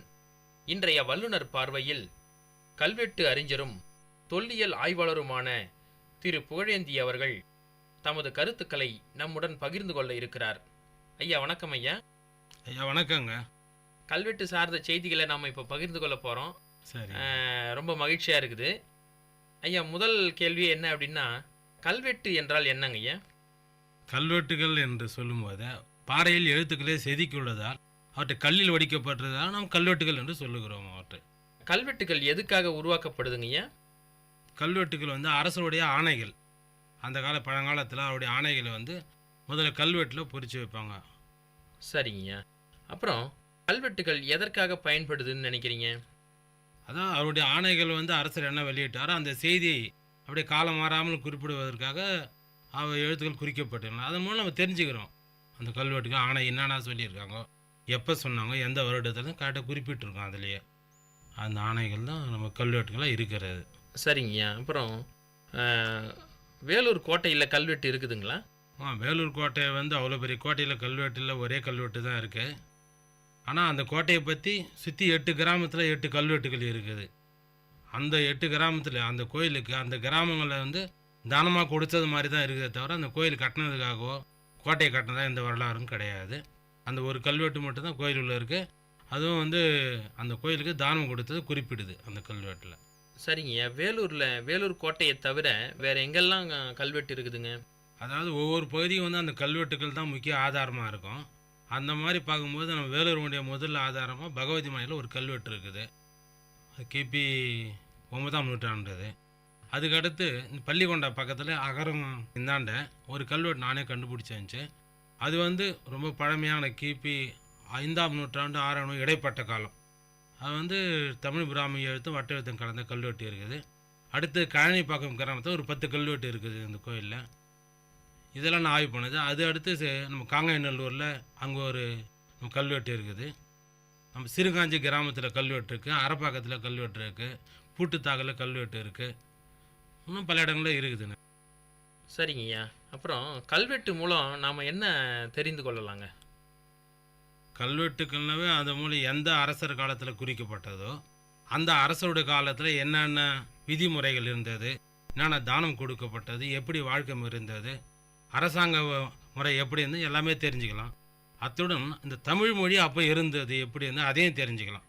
நம் பண்பாடு கலாச்சாரம் எல்லாமே அந்த கல்வெட்டு மூலம் தான் தெரிஞ்ச முடியும். அப்புறம் கல்வெட்டில் என்னென்ன வகைகள் இருக்குங்கய்யா? கல்வெட்டு என்பது ஒரு கல்வெட்டு தானம் கொடுக்கறது இருக்கும், அடுத்தது கோயிலுடைய இருக்கும், அடுத்தது வரிகள் எப்படி விதிக்கப்பட்டதுன்னு சொல்லி தெரியறது இருக்கும். இது கல்வெட்டு வகைகள் இருக்கும். அது இல்லாமல் மொழி வகைகளை பார்க்கும்போது நிறைய வித்தியாசம் இருக்குது அந்த கல்வெட்டுங்களில். சரிங்கய்யா. கல்வெட்டை ஏன் மற்றவங்களால் சாதாரண மக்களால் படிக்க முடியல? கல்வெட்டு என்பது அந்த காலத்தில் அந்த மொழி எப்படி இருந்தது அதே முறையில் இருக்கும். எழுத்து முறை அது மாற்றம். இன்றைய முறையும் அவனுடைய இப்போ மொழி வளர்ந்து எழுத்து உருக்கள் இப்போ கணினிக்கு தகுந்த மாதிரி இருக்குது. பழங்காலத்தில் எழுது குறைந்த அளவில் தான் இருக்கும் அதனுடைய வடிவம். அதனால் படிக்க முடியாது. அது வல்லுநர் மட்டும்தான் படிக்க முடியும். சரிங்கய்யா. செப்பேட்டுக்கும் கல்வெட்டுக்கும் உள்ள தொடர்பு எதனா சொல்ல முடியுங்களா? நிச்சயமாக தொடர்பு இருக்குது. அரசர் எந்தெந்த பகுதியில் அவர் பாறையில் கல்வெட்டு பதிக்கிறாரு அதில் குறிப்பிடுறாங்க. அதே மாதிரி சிலர் அந்த செப்பேட்டில் அதே சாசனத்தை, அதில் முக்கியமாக சாசனம் தான் குறிக்கப்படும் செப்பேட்டில். அது பெருசாக இருக்கும், பாறையில் அவ்வளோ பெருசாக குறிக்க முடியாது. அதனால் செப்பேட்டில் குறித்து வைப்பாங்க. அந்த சாசனங்கள் தான் இருக்கும். முக்கியமாக கோயில் கட்டினதும் அது வழிபாடு முறையும் அதை பற்றியும் ஒரு மன்னருடைய அவனுடைய வரலாறோடு தெரிஞ்சுக்கலாம். செப்பேட்டில் அதில் குறித்து வைப்பாங்க தன்னுடைய முன்னோர்கள் பற்றி அந்த வரிசையாக அதில் குறிப்பிடப்பட்டிருக்கும். அது பாறைகளில் குறிப்பிட்டிருக்காது, கல்வெட்டில் செப்பேட்டில் குறிப்பிட்டிருக்கும். ஐயா, கல்வெட்டை எப்படி படியெடுத்து படிக்கலாம்? அது கல்வெட்டை நம்ம படிக்கணும், நேரடியாக போயிட்டு பாறையில் அங்கேயே படிக்க முடியும். இல்லைன்னா அதை படி எடுத்துன்னு அலுவலகத்தை உட்காந்து தான் படிக்க முடியும். அது ஒரு நல்ல வழி நம்மளுக்கு படிக்கிறதுக்கு. அவ்வாறு படி எடுக்கணும் அப்படின்னா அதுக்காக தனி பேப்பர் இருக்குது. அந்த பாரி அந்த கல்வெட்டை சுத்தம் பண்ணிவிட்டு அது மேலே அந்த பேப்பரை தண்ணியில் நனைச்சி போட்டு அது மேடு பள்ளம் இல்லாமல் ஒரு தனி அதுக்காக ஒரு ப்ரஷ் மாதிரி இருக்கும். அதை தட்டணும்னா அது மேடு பள்ளம் பாறை எப்படி இருக்குதோ அப்படியே விழுந்துடும். அது மேலே நம்ம கருப்பு மையை தட்டினோம்னா அந்த மேடான பகுதி மட்டும் படிக்கும். அந்த பள்ளமான பகுதி எழுத்துக்கள் அப்படியே இருக்கும். அந்த பேப்பர் எடுத்து வந்து நம்ம படிக்கலாம். அது படி எடுக்கணும். அது பேர் படி எடுத்தல்னு பேர் அதற்கு. நீங்கள் பல ஆண்டுகளாக கல்வெட்டு ஆராய்ச்சி பண்ணுறீங்க. ஆமாம். எந்த மாதிரி கல்வெட்டை கண்டு நீங்கள் வியந்து போயிருக்கீங்க? அதான் முக்கியமாக கல்வெட்டுன்றதே நம்ம தமிழ் மொழி இப்போ இருக்கிற மாதிரி தான் நான் இருக்குன்னு நான் எதிர்பார்த்தேன் இருந்தேன். மதுரைக்கு அந்தாண்ட போயிட்டு அந்த பிராமி தமிழ் கல்வெட்டை பார்க்கும்போது அது வந்து கிமு 5ஆம் 6ஆம் நூற்றாண்டு கல்வெட்டு கலவை. அந்த மொழியை பார்த்து நானே பிரமித்து போனேன். தமிழ் இப்படி இருக்குதா, நமக்கே தெரியாத படிக்க முடியாத அளவுக்கு 2000-3000 ஆண்டுகளாக எப்படி இருந்த எழுத்து வடிவன்றதை நான் பார்த்து ரொம்ப அங்கே வியந்தேன். சுமார் ஒரு 75 கல்வெட்டுகள் மேல் மதுரையை சுற்றியுள்ள தமிழ் பிராமி கல்வெட்டுகள் மிகவும் சிறப்புக்குரியவை. அந்த கல்வெட்டுகள் கல்வெட்டு வழி கூறும் தமிழ் எழுத்து முறைகள் எதனா சொல்ல முடியுங்களா? நிச்சயமாக. இந்த கல்வெட்டு கூட நம்ம எழுத்து முறைன்னா ஆரம்பத்தில் வந்து இருந்த தமிழ் வந்து அது பிராமின்னு சொல்லுவாங்க அந்த எழுத்து முறையை. அப்புறம் வளர்ச்சி பெற்று அதே வட்டெழுத்தாக மாறியது. மீண்டும் வளர்ச்சி பெற்று இன்றைய தமிழாக வளர்ந்துள்ளது. பிறகு கணினியில் இப்போ இருக்கிற தமிழாக வளர்ந்து இருக்குது. ஆனால் எப்போவுமே மொழி வந்து மாறினதில்லை, எழுத்து முறை மட்டும் மாறி இருக்கு. ஒரு 3 வகையான முறை, தமிழ் பிராமி, வட்டெழுத்து, இப்போ தமிழ்னு சொல்லிட்டு 3 வடிவங்களாக தமிழ் இருக்குது. உங்கள் ஆய்வில் சா ஜா கூட தமிழ் எழுத்து அப்படின்னு சொல்கிறீங்க, அது எப்படிங்க? அதாவது ஷாஜா 2 தமிழ் எழுத்துன்னு நான் குறிப்பிட்டிருக்கேன் நான் ஆய்வில். இப்போ ஷாஜா இல்லாமல் வந்து அதை நம்ம தொடர்ந்து பயன்படுத்தின்னு வரோம். மொத்தம் 3 விதமான சான்றுகள் இருக்குது தமிழ் மொழிக்கு. ஒன்று வந்து இன்னை வேலும் ஷாஜா இல்லாமல் தமிழ் எழுத முடியாது. கிமு 5ஆம் 6ஆம் நூற்றாண்டில் அந்த கல்வெட்டில் இருக்குது. அப்போவே வந்து தமிழ் பிராமி கல்வெட்டில் ஷாஜா 2மே இருக்குது. அது ஒரு சான்று இருக்குது. அதே போல் நம்ம தொல்காப்பியத்தில் ஆ முதல் நா வரை என்று நம்ம 30 எழுத்துக்கள் என்று வரும். அந்த ஷாஜா 2ஐயும் சேர்த்தா தான் 30 எழுத்து வரும் அப்போது அந்த பழங்கல்வெட்டு பிரகாரம். ஆனால் அந்த 3 சான்றுகளும் நான் அதை நிரூபிச்சிருக்கேன், கண்டுபிடிச்சிருக்கேன். நல்ல விஷயங்கய்யா. அப்புறம் நீங்களே கண்டுபிடிச்ச கல்வெட்டு பற்றி சொல்லுங்கள். நானே கண்டுபிடிச்சேன்னு சொன்னால், இங்கே மாதவனூர் பக்கத்தில் அகரம் சேரி கிராமத்தில் பார்கேஸ்வரர் கோயில்னு இருந்தது. அங்கே ஒரு கல்வெட்டு இருந்தது. அது ரொம்ப நாளாக யாரும் படிக்காமல் தெரியாமல் இருந்தது. ஒரு முறை நான் அந்த பகுதி பக்கத்தில் அதை பார்த்தேன். நான் அந்த கல்வெட்டு நான் சரியாக படிக்க முடியாமல் எடுத்துனேன். ஐராவத மகாதேவோட எனக்கு உதவி பண்ணார் அந்த கல்வெட்டு படிக்கிறதுக்கு. இன்னும் அந்த சிறப்புனா தமிழ் பிராமி அந்த எழுத்துக்கள் வந்து தமிழ் வட்டெழுத்தாக எப்படி மாறி இதெல்லாம் சான்று இல்லாமல் இருந்தது. அந்த கல்வெட்டு மூலம் தான் சான்று நிரூபிக்கப்பட்டது. அதை மத்திய அரசோடு எடுத்து தொகுதியில் சேர்த்துருக்காங்க. மாநில அரசும் வந்து அந்த கல்வெட்டு ஒரு சிறப்புக்குரிய கல்வெட்டாக தேர்ந்தெடுத்து அதை பாதுகாத்து வந்திருக்காங்க. அதற்கு அருகிலேயே ஒரு ஏரிக்கரை கல்வெட்டுன்னு ஒன்று கண்டுபிடிச்சேன் நான், பல்லவர் காலத்தது. அதுவும் வந்து ஒரு சிறப்பான கல்வெட்டு. ஒரு ஏரி எப்போ கட்டப்பட்டது, அது எதற்காக கட்டினாங்கன்னு சொல்லிட்டு ஒரு 2 கல்வெட்டு கண்டுபிடிச்சேன். அப்புறம் என்னுடைய ஆய்வில் இந்த காணி பக்கத்தில் ஒரு 10 கல்வெட்டுகள் கண்டுபிடிக்கப்பட்டது. இருந்தாலும் அவை பொதுப்படியாக கோயிலில் இருக்குது அந்த கல்வெட்டுக்கள். அதில் செய்தி மட்டும்தான் சிறப்பாக இருக்குது. இந்த வரிகளை பற்றி எப்படி நிர்வாகம் பண்ணுறது, கோயில் எப்படி நிர்வாகம், ஊர் நிர்வாகம், வரிகள் இவற்றை பற்றி சிறப்பாக சொல்லுது. ஆனால் முக்கியமான கல்வெட்டுன்னு சொன்னால் அகரம் சேரி பார்கேஸ்வரர் கோயிலுக்கு சிறப்பு கல்வெட்டு இந்திய அளவில் புகழ்பெற்றது. நன்றிங்கய்யா. அப்புறம் எந்தெந்த மொழிகளில் தமிழகத்தில் கல்வெட்டுகள் இருக்குதுங்க? தமிழகத்தில் முதல்ல தமிழ் மொழிக்கு முன்னால் பிராகிருதம், அதன் பிறகு சமஸ்கிருதம், அப்புறம் வந்தது நம்ம தமிழ் அப்படின்னு பார்க்கும்போது, ஆனால் தமிழகத்தில் வந்து பிராகிருதம் கல்வெட்டுக்கள் நம்மளுக்கு கிடைக்கல. இந்த பிராகிர மொழிக்கும் தமிழ் எழுத்தையே பயன்படுத்தியிருக்கிறாங்க. அதற்காக வந்து நம்ம பொற்காசுகள் சாதவானர் காலத்துடைய காசுகள் நமக்கு சான்றாக இருக்குது அது மூலமாக. அடுத்து தமிழ் வட்டெழுத்து சமஸ்கிருத எழுத்து வந்து நம்ம பகுதியில் வந்து குறிப்பிட்டு அந்த காலத்தில் பல்லவர் காலத்தில் எழுதியிருக்காங்க. ஆக வந்து தமிழ் சமஸ்கிருதம் இருக்குது. பிற்காலத்தில் தோன்றின தெலுங்கு மொழி கல்வெட்டுகளும் இருக்குது, கன்னட கல்வெட்டுகளும் நம்ம பகுதியில் இருக்கிறது. கல்வெட்டுகளை பற்றி சொல்லும்போதே எங்களுக்கும் அதில் படிக்கணும்னு ஒரு ஆர்வம் வந்தது. அப்படி இருக்கும்பொழுது கல்வெட்டு எங்கே படிக்கிறதுங்கய்யா? கல்வெட்டு படிப்புன்றது தமிழக அரசில் தொல்லியல் துறையில் மட்டும்தான் அந்த படிப்பு இருக்கிறது. அது வந்து நேரடியாக சென்று படிப்பதில் கொஞ்சம் சிரமமாக இருக்குது அந்த படிப்பு, கல்வெட்டு படிப்பு. இருந்தாலும் அதுக்கு முதுகலையிலே வரலாறும் படிச்சிருக்கணும், தமிழ் படிச்சிருக்கணும். அது ஒரு நுழைவுத் தேர்வு வைப்பாங்க, அதில் பாஸ் பண்ணணும்.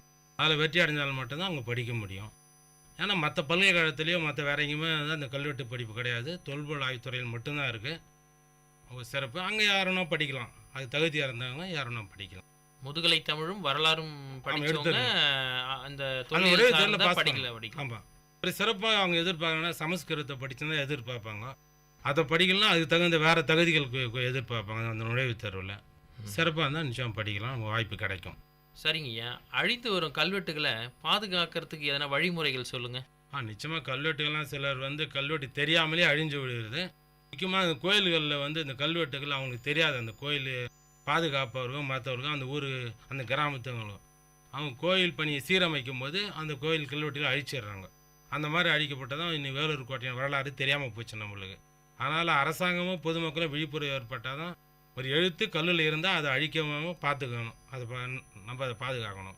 அதனால் விழிப்புணர்வு கண்டிப்பாக தேவைப்படுது. எந்த வகை ஆராய்ச்சிகள்லாம் செய்திருக்கீங்கய்யா? ஆராய்ச்சின்றதை விட நம்ம தமிழ் மொழியை பற்றி எழுத்துக்கள் அவருடைய வடிவங்கள் ஆரம்பத்துலேயும் பிறகு எப்படி இருந்தது அந்த மொழியை பற்றியான நிறைய ஆய்வு பண்ணியிருக்கேன் நான். அதுதான். அப்புறம் கல்வெட்டுகளோடு எப்படி தோன்றிச்சு, அதனால் முக்கியமாக நம்முடைய வரலாறுலாம் தெரிஞ்சுக்கிறதுக்கு வரலாறுகள் சரியாக அந்த கல்வெட்டு மூலியமாக கண்டுபிடிச்சேன் சிலது. இது மாதிரி அவனோட வரலாறுகள் முக்கியமாக நம்மளுக்கு கிடைச்சது. நன்றிங்கய்யா. தங்களுடைய பொன்னான நேரத்தை ஒதுக்கி கருத்துக்களை பகிர்ந்து கொண்டமைக்கு ரொம்ப நன்றிங்கய்யா. கல்வெட்டுக்கள் தகவல்களை பதிவு செய்யும் கலைக்களஞ்சியங்களாக திகழ்ந்தமையை ஐயா அவர்கள் மூலம் அறிந்து கொண்டோம். நேயர்களே, அடுத்த வல்லுநர் பார்வை நிகழ்ச்சியில் வேறு ஒரு துறையை சார்ந்த வல்லுநரோடு அவருடைய கருத்துக்களை கேட்கலாம். அதுவரை உங்களிடமிருந்து விடைபெறுவது முனைவர் கா. தமிழ்ச்செல்வன். இது VIT பண்பலை 90.8. நன்றி. நேயர்கள் இதுவரை கேட்டது பல்துறை பகிர்வுகள், வல்லுநர் தரவுகள், மக்களின் சந்தேகங்களுக்கான சான்றுகளோடு VIT பண்பலை 90.8 வல்லுநர் பார்வை. நன்றி, வணக்கம்.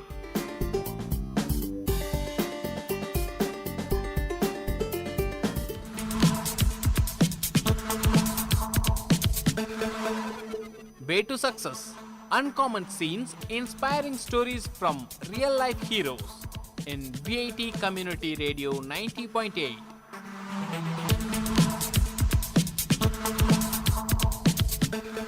Hi guys, this is VIT Community Radio 90.8 and welcome to the show Way to Success. I'm your host Pooja. Today I'm going to tell you a story about Swami Vivekananda's passing. As Swami Vivekananda used to teach and help people until the very end of his life, he had great love for people and wanted to help them as much as he could. He knew that the end was near and he prepared for it. He even told his disciples that he would not live much longer. They couldn't believe it. However, for he looked cheerful and his health seemed to be improving. They fondly hoped he would live for some more years. Just 3 days before his passing, he was walking in the Math grounds with Swami Premananda. While walking itself, he pointed to a particular place and said, "When I give up the body, cremate it there." And it was happened according to his wish. And today, the Vivekananda temple stands on that very spot. Then came the last day, July 4th, 1902. He went to the chapel in the morning and closed all the windows and doors.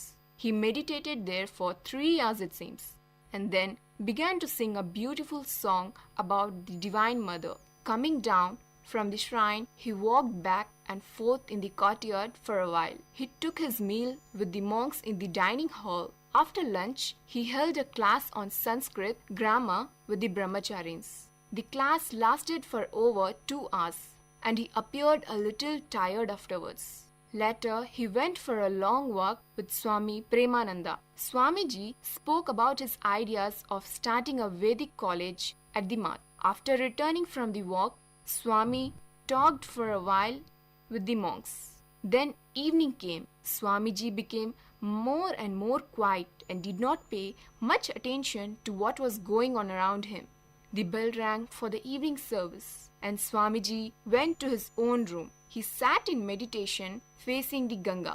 After an hour, Swamiji called one of his disciples and asked him to fan his head. He lay on the bed and the disciple fanned him for a time and then began to massage his feet. The disciple thought that Swamiji was sleeping. Once Swamiji's hand shook a little, then he took 2 deep breaths The disciple saw that something strange has happened, and then he was afraid so, and he called a monk who examined Swamiji. He found that there was no pulse and no breath. This was Swamiji's Mahasamadhi. It was a few minutes after 9 o'clock in the evening. Swamiji had worked hard throughout his life. Now the tired child slept in the lap of the mother. His life was finished. His life was finished, but his work goes on. His call to his countrymen was, "Arise, awake, and stop not till the goal is reached." His countrymen did hear his call. A great awakening began in the country, followed by a period of intense activity. Men and women began to work selflessly for the poor and downtrodden. Many people trace India's independence directly to the great moment that began after Swami Vivekananda. You're listening to the show Way to Success on VIT Community Radio 90.8 with me, Pooja. Meet you in our next episode with more interesting moment of successes. Dear listeners, you had listened to the show Way to Success. We will meet you with more uncommon stories from real life heroes in VIT Community Radio 90.8.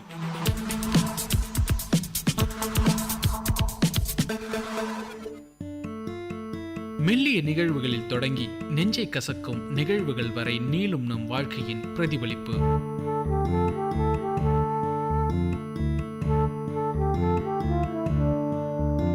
உங்கள் VIT பண்பலை 90.8 உணர்வுகள். உணர்வுகள் இது எதை குறிக்குது? நம்மோட அன்றாட வாழ்க்கையில நடக்கிற சின்ன சின்ன நிகழ்வுகளால நம்மோட மனசுல ஏற்படுற அழுத்தம், அந்த அழுத்தத்தால நகர்த்தப்படக்கூடிய நம்மளோட வாழ்க்கை, உணர்வுகளும் நிகழ்வுகளுமா மாறி மாறி நம்மளோட வாழ்க்கையை உந்தி தள்ளிக்கிட்டே இருக்கிற ஒரு நிலை. இந்த நிலையை நம்ம மனசு திரும்ப திரும்ப அலசி பார்த்துக்கிட்டே இருக்கிறது தான் உணர்வுகள். உங்க மனசு என்ன உணர்தோ அதுதான் உங்களோட நடவடிக்கையா பிரதிபலிக்குது. அப்படி பிரதிபலிக்கிற விஷயங்களை தான் VIT பண்பலையில இப்ப கேட்க போறீங்க.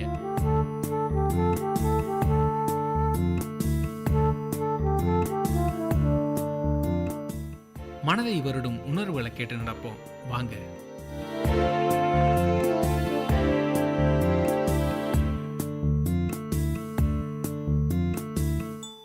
தினமும் நம்மளோட வாழ்க்கை பயணத்துல எத்தனையோ பொருட்களை தவறுதலா பல இடங்கள்ல மறந்து வச்சிடறோம், இல்லைன்னா தொலைச்சிடுறோம்.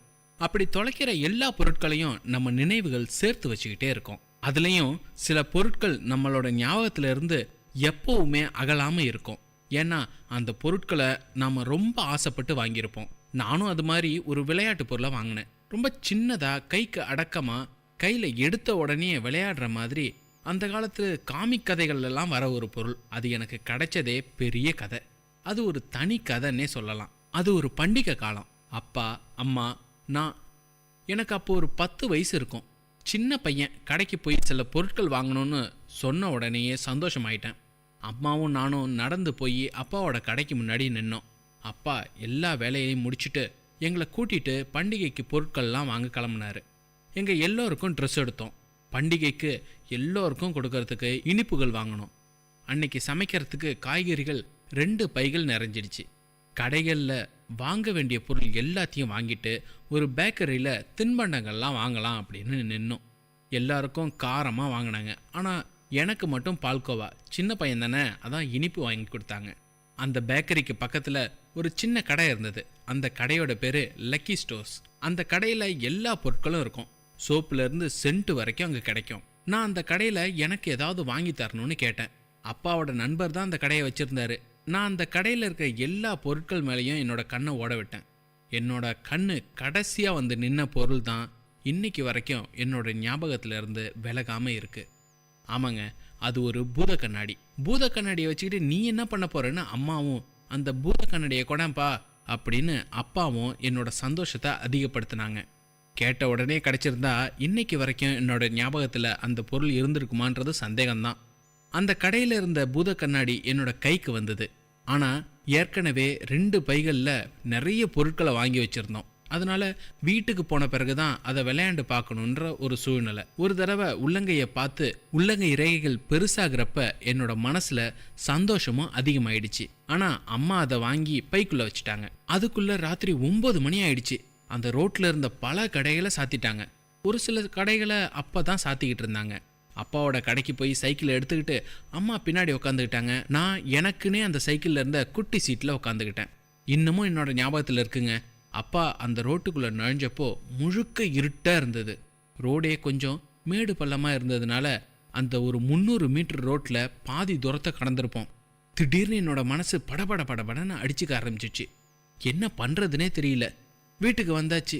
வீட்டுக்கு வந்த பிறகு அங்கேயும் இங்கேயுமா ஓடி அம்மா செஞ்சு கொடுத்த சாப்பாட்டை கொஞ்சம் சாப்பிட்டு கொஞ்சம் சாப்பிடாம அந்த 2 பைகளையும் தேடி பார்த்தேன். அப்போ என்னோட மனசு இன்னும் படபடன்னு அடிச்சுக்கிச்சு. என்னோட பூத கண்ணாடியே காணும். பல தடவை தேடி பார்த்த பிறகும் அந்த 2 பைகளும் என்னை பாவமாக பார்த்தது மாதிரி இருந்துச்சு. ராத்திரி போய் தேட முடியாது, காலையில் போய் பார்த்துக்கலான்னு அப்பா சொன்னாங்க. ஆனால் அது விழுந்த இடத்துலையே உடஞ்சி போயிருந்தா? அந்த 300 மீட்டர் ரோட்டில் பாதி தூரத்தை கடந்தப்போ மனசு படபடுத்துச்சு. அந்த பூத கண்ணாடி விழுந்த சத்தம் கேட்டுத்தானா? இது மாதிரி பல கேள்விகள். மறுநாள் காலையிலேயே என்னோட சைக்கிளை எடுத்துக்கிட்டு அந்த 300 மீட்டர் ரோட்டை அளந்து பார்த்துட்டேன். ஆனால் அந்த பூத கண்ணாடியை எந்த பூதம் தூக்கிட்டு போச்சுன்னே தெரியல. அதுக்கு அப்புறமும் பல தடவை அப்பா கிட்ட பூத கண்ணாடி வேணும்னு கேட்டிருக்கேன். ஆனால் அந்த கடைக்காரரு ஒரு தடவை கூட பூத கண்ணாடி வாங்கி வைக்கவே இல்லை. அந்த பூத கண்ணாடியை தொலைச்சி பல வருஷங்கள் ஆயிடுச்சுங்க. இன்னைக்கும் அந்த 300 மீட்டர் ரோட்டை கடக்கும் போதெல்லாம் அந்த இடத்துல என்னோட மனசு படபடக்கும். அன்னைக்கு எங்கே விழுந்ததுன்னே தெரியாத அந்த பூத கண்ணாடியை இன்னைக்கு என்னோட கண்கள் தேடிக்கிட்டே இருக்கு. அந்த பூத கண்ணாடி அப்படி ஒரு உணர்வை என்னோட மனசுக்குள்ள ஏற்படுத்திடுச்சு. உணர்வுகள் உங்கள் மனதை வருடும் நிகழ்வுகளின் பிரதிபலிப்பு. உங்கள் விஐடி பண்பலை 90.8.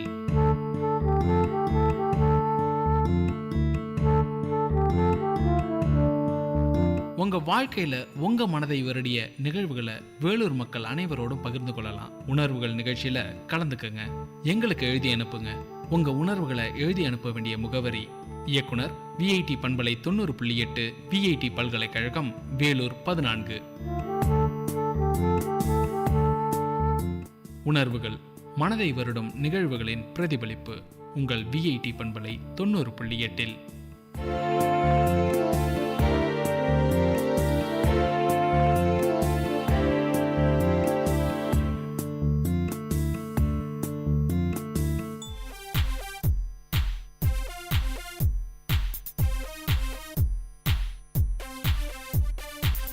Mintu, why are you making paper balls and throwing it here and there? Chintu, I am trying to write something. Please don't disturb me. Okay, carry on with your writing, but at least don't waste paper like this. You know how many trees are cut down for making a copy? Fine. I will not waste. Better for you and everyone. This way you can save your planet. You know what I mean. Go green! Hello everyone. This is Silena from Vit Community Radio 90.8, and it is story time. And I am up with a story all written by myself, Atonement. Here is the preface. Vinodini, a young school-going girl, stays back home, for it was a holiday. A strange man comes at Vinodini's doorsteps. Not a beggar, not an invitee either. What is that then that has brought him here? He has walked all the way barefoot up to her place. Strange, absolutely strange. The sole of his feet is sore with blisters. A person not striving by appearance, so much so that he couldn't afford himself a pair of slippers, was further perplexing to have not worn his slippers. Read the full story, know what the man has to say about his not wearing slippers. So here is the story. He came and rang our doorbell. Ma had her hands busy with her kitchen work, so I ran out to tend to the supposed guest. A clean white kurta and a not so clean pajama draped his lean and droopy shroud. Close cropped hair, grey and black randomly dispersed, had bushed around the edges of his pair of ears more than any other part of his head. High-powered glasses and all the sagging wrinkles apparently suggested that he was in his 60s or above. And shockingly enough, he was bare feet. Without wasting any more time in studying the strange stranger, I inquired of him about his identity and his purpose. I don't have slippers, Ma. That must have risen a lot of questions in your mind, right? He went on to add, I have been walking bare feet since quite some time now. I'm going door to door and narrating my story. An abrupt pause. He began again. I had killed my wife long back. I was beating her as usual with my waist belt and then took out my slipper. I started thrashing her with it. She was groaning. My sadist beast was, however, not content with that. So I kept on weeping and lashing and smacking. And that was the last day I bit her. Nevertheless, I love my daughter. I had from her a lot. The slightest hint of her pain caused me intense agony. She has been tortured the same way at her in-laws' place. Now she is battling with death in the hospital. I didn't register any complaint against her in-laws yet. How could I? I wasn't punished either. My wife didn't have her parents to get her justice after her demise. God forbid, nothing happens to my daughter. So, I have pledged not to wear slippers until my daughter gets well. And on barefoot, I'm going door to door and narrating my story. I can understand your presumption induced from my appearance. You probably thought that I must be here for begging alms of you. And yes, you were right. I have come here to beg, not to beg alms, to beg prayers, to beg blessings. With tears rolling down his cheeks and voice suffused with pain, in a trembling voice he groaned, Ma, pray for my daughter. Please, I beg of you, pray for my daughter. I am a sinner. How could I pray for my daughter to be endowed with fortitude to endure the same pain I had caused my wife all these years back? He won't listen to my prayers. God won't listen. God won't. He won't. I stared blank. I still couldn't comprehend the scenario, and eliciting a reaction was not nearly possible. Ma came out running, all startled by the cry. Having no clue about what was going on, she got impatient and started inquiring me of what all had happened. I couldn't reply. I asked the man, who was on his knees at our doorsteps, to get up and leave. His face turned pale. Hopelessness had clouded it densely. I said, Your daughter will be all right. I shall definitely pray for her. My mom will also pray. Why, Ma? Won't you? Ma, with no preface to the story, ended it by nodding in affirmation. The man stretched his lips into a feeble smile, gestured a namaskar, and walked away. At the door, while Ma kept on inquiring me, I stared vacantly to see the man disappear from my sight. It's time to pick some words in glossary box with Miss Sahitya and VIT Community Radio 90.8. Manifest. M-A-N-I-F-E-S-T.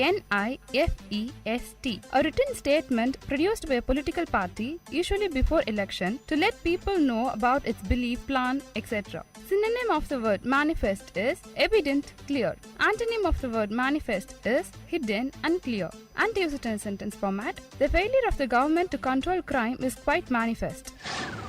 To pick more words from glossary box, stay tuned to VIT Community Radio 90.8.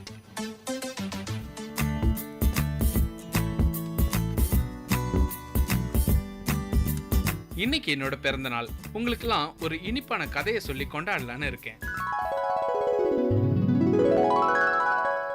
பல வருஷங்களுக்கு முன்னாடி ஒரு மழை காலத்துல ஒரு அம்மா தன்னோட குழந்தைய பெத்தெடுத்தாங்க. அந்த குழந்தை ரொம்ப அழகா இருந்தது. அந்த அம்மா மயக்கத்துல இருந்தப்போ டாக்டர் அவங்களுக்கு ரத்தம் கிடைக்கலனா இறந்துடுவாங்கன்னு சொல்லிட்டாங்க. அந்த குழந்தையோட அப்பா எங்கெங்கேயோ தேடி பார்த்தாரு, ரத்தம் கிடைக்கல. அவர் திரும்ப ஆஸ்பத்திரிக்கு வரத்துக்குள்ள யாருன்னே தெரியாத ஒருத்தர் அந்த அம்மாவுக்கு ரத்தம் கொடுத்திருந்தாரு. அவங்க உயிரை காப்பாத்தி இருந்தாரு.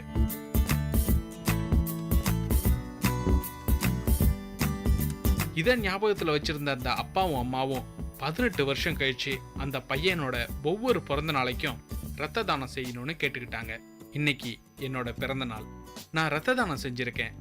உங்களுக்கு இனிப்பான கதை ஒன்று சொல்லியிருக்கேன். நீங்களும் இது மாதிரி ஒரு சந்தோஷமான கதையை சொல்லுங்க. ரத்த தானம் செய்யுங்க, உயிர்களை காப்பாத்துங்க.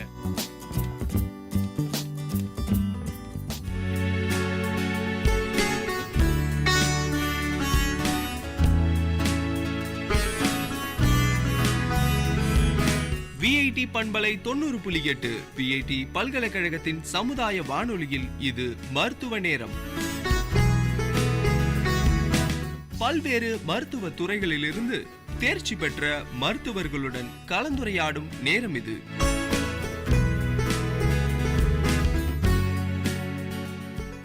வணக்கம் நேயர்களே, இது VIT பண்பலை 90.8 VIT பல்கலைக்கழகத்தின் சமுதாய வானொலி. எந்த நிகழ்ச்சி மருத்துவ நேரம். மருத்துவ நேரம் நிகழ்ச்சியில் ஒவ்வொரு முறையும் ஒரு மருத்துவர்கிட்ட பேசுகிறோம். அந்த மருத்துவர் கூறும் விதிமுறைகள், அவங்க கொடுக்கக்கூடிய அட்வைஸை வந்து மக்கள் தெரிஞ்சுக்கிறாங்க.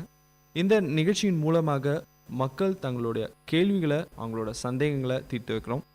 இன்னைக்கு நிகழ்ச்சியில் ஸ்ரீ நாராயணி ஹாஸ்பிட்டல் மற்றும் ரிசர்ச் சென்டர் நிகழ்ச்சியின் தொடக்கமாக நம்ம கூட இன்னைக்கு இருக்கிறது டாக்டர் சுபப்பிரியா. அவங்க கூட தான் நீங்கள் பேச போகிறோம். வணக்கம் மேம். வணக்கம், நான் doctor Subhapriya. I am working as a diabetologist in Sri Narayani hospital and research centre. Okay ma'am, இப்போ இருக்கிற சூழ்நிலையில் வந்து சர்க்கரை நோய்ன்றது வந்து ஒரு பெரிய விஷயமா இருக்குது. கண்டிப்பாக மக்களுக்கு இதை பற்றி அவேர்னஸ் வந்து அவங்களுக்கு இருக்கா?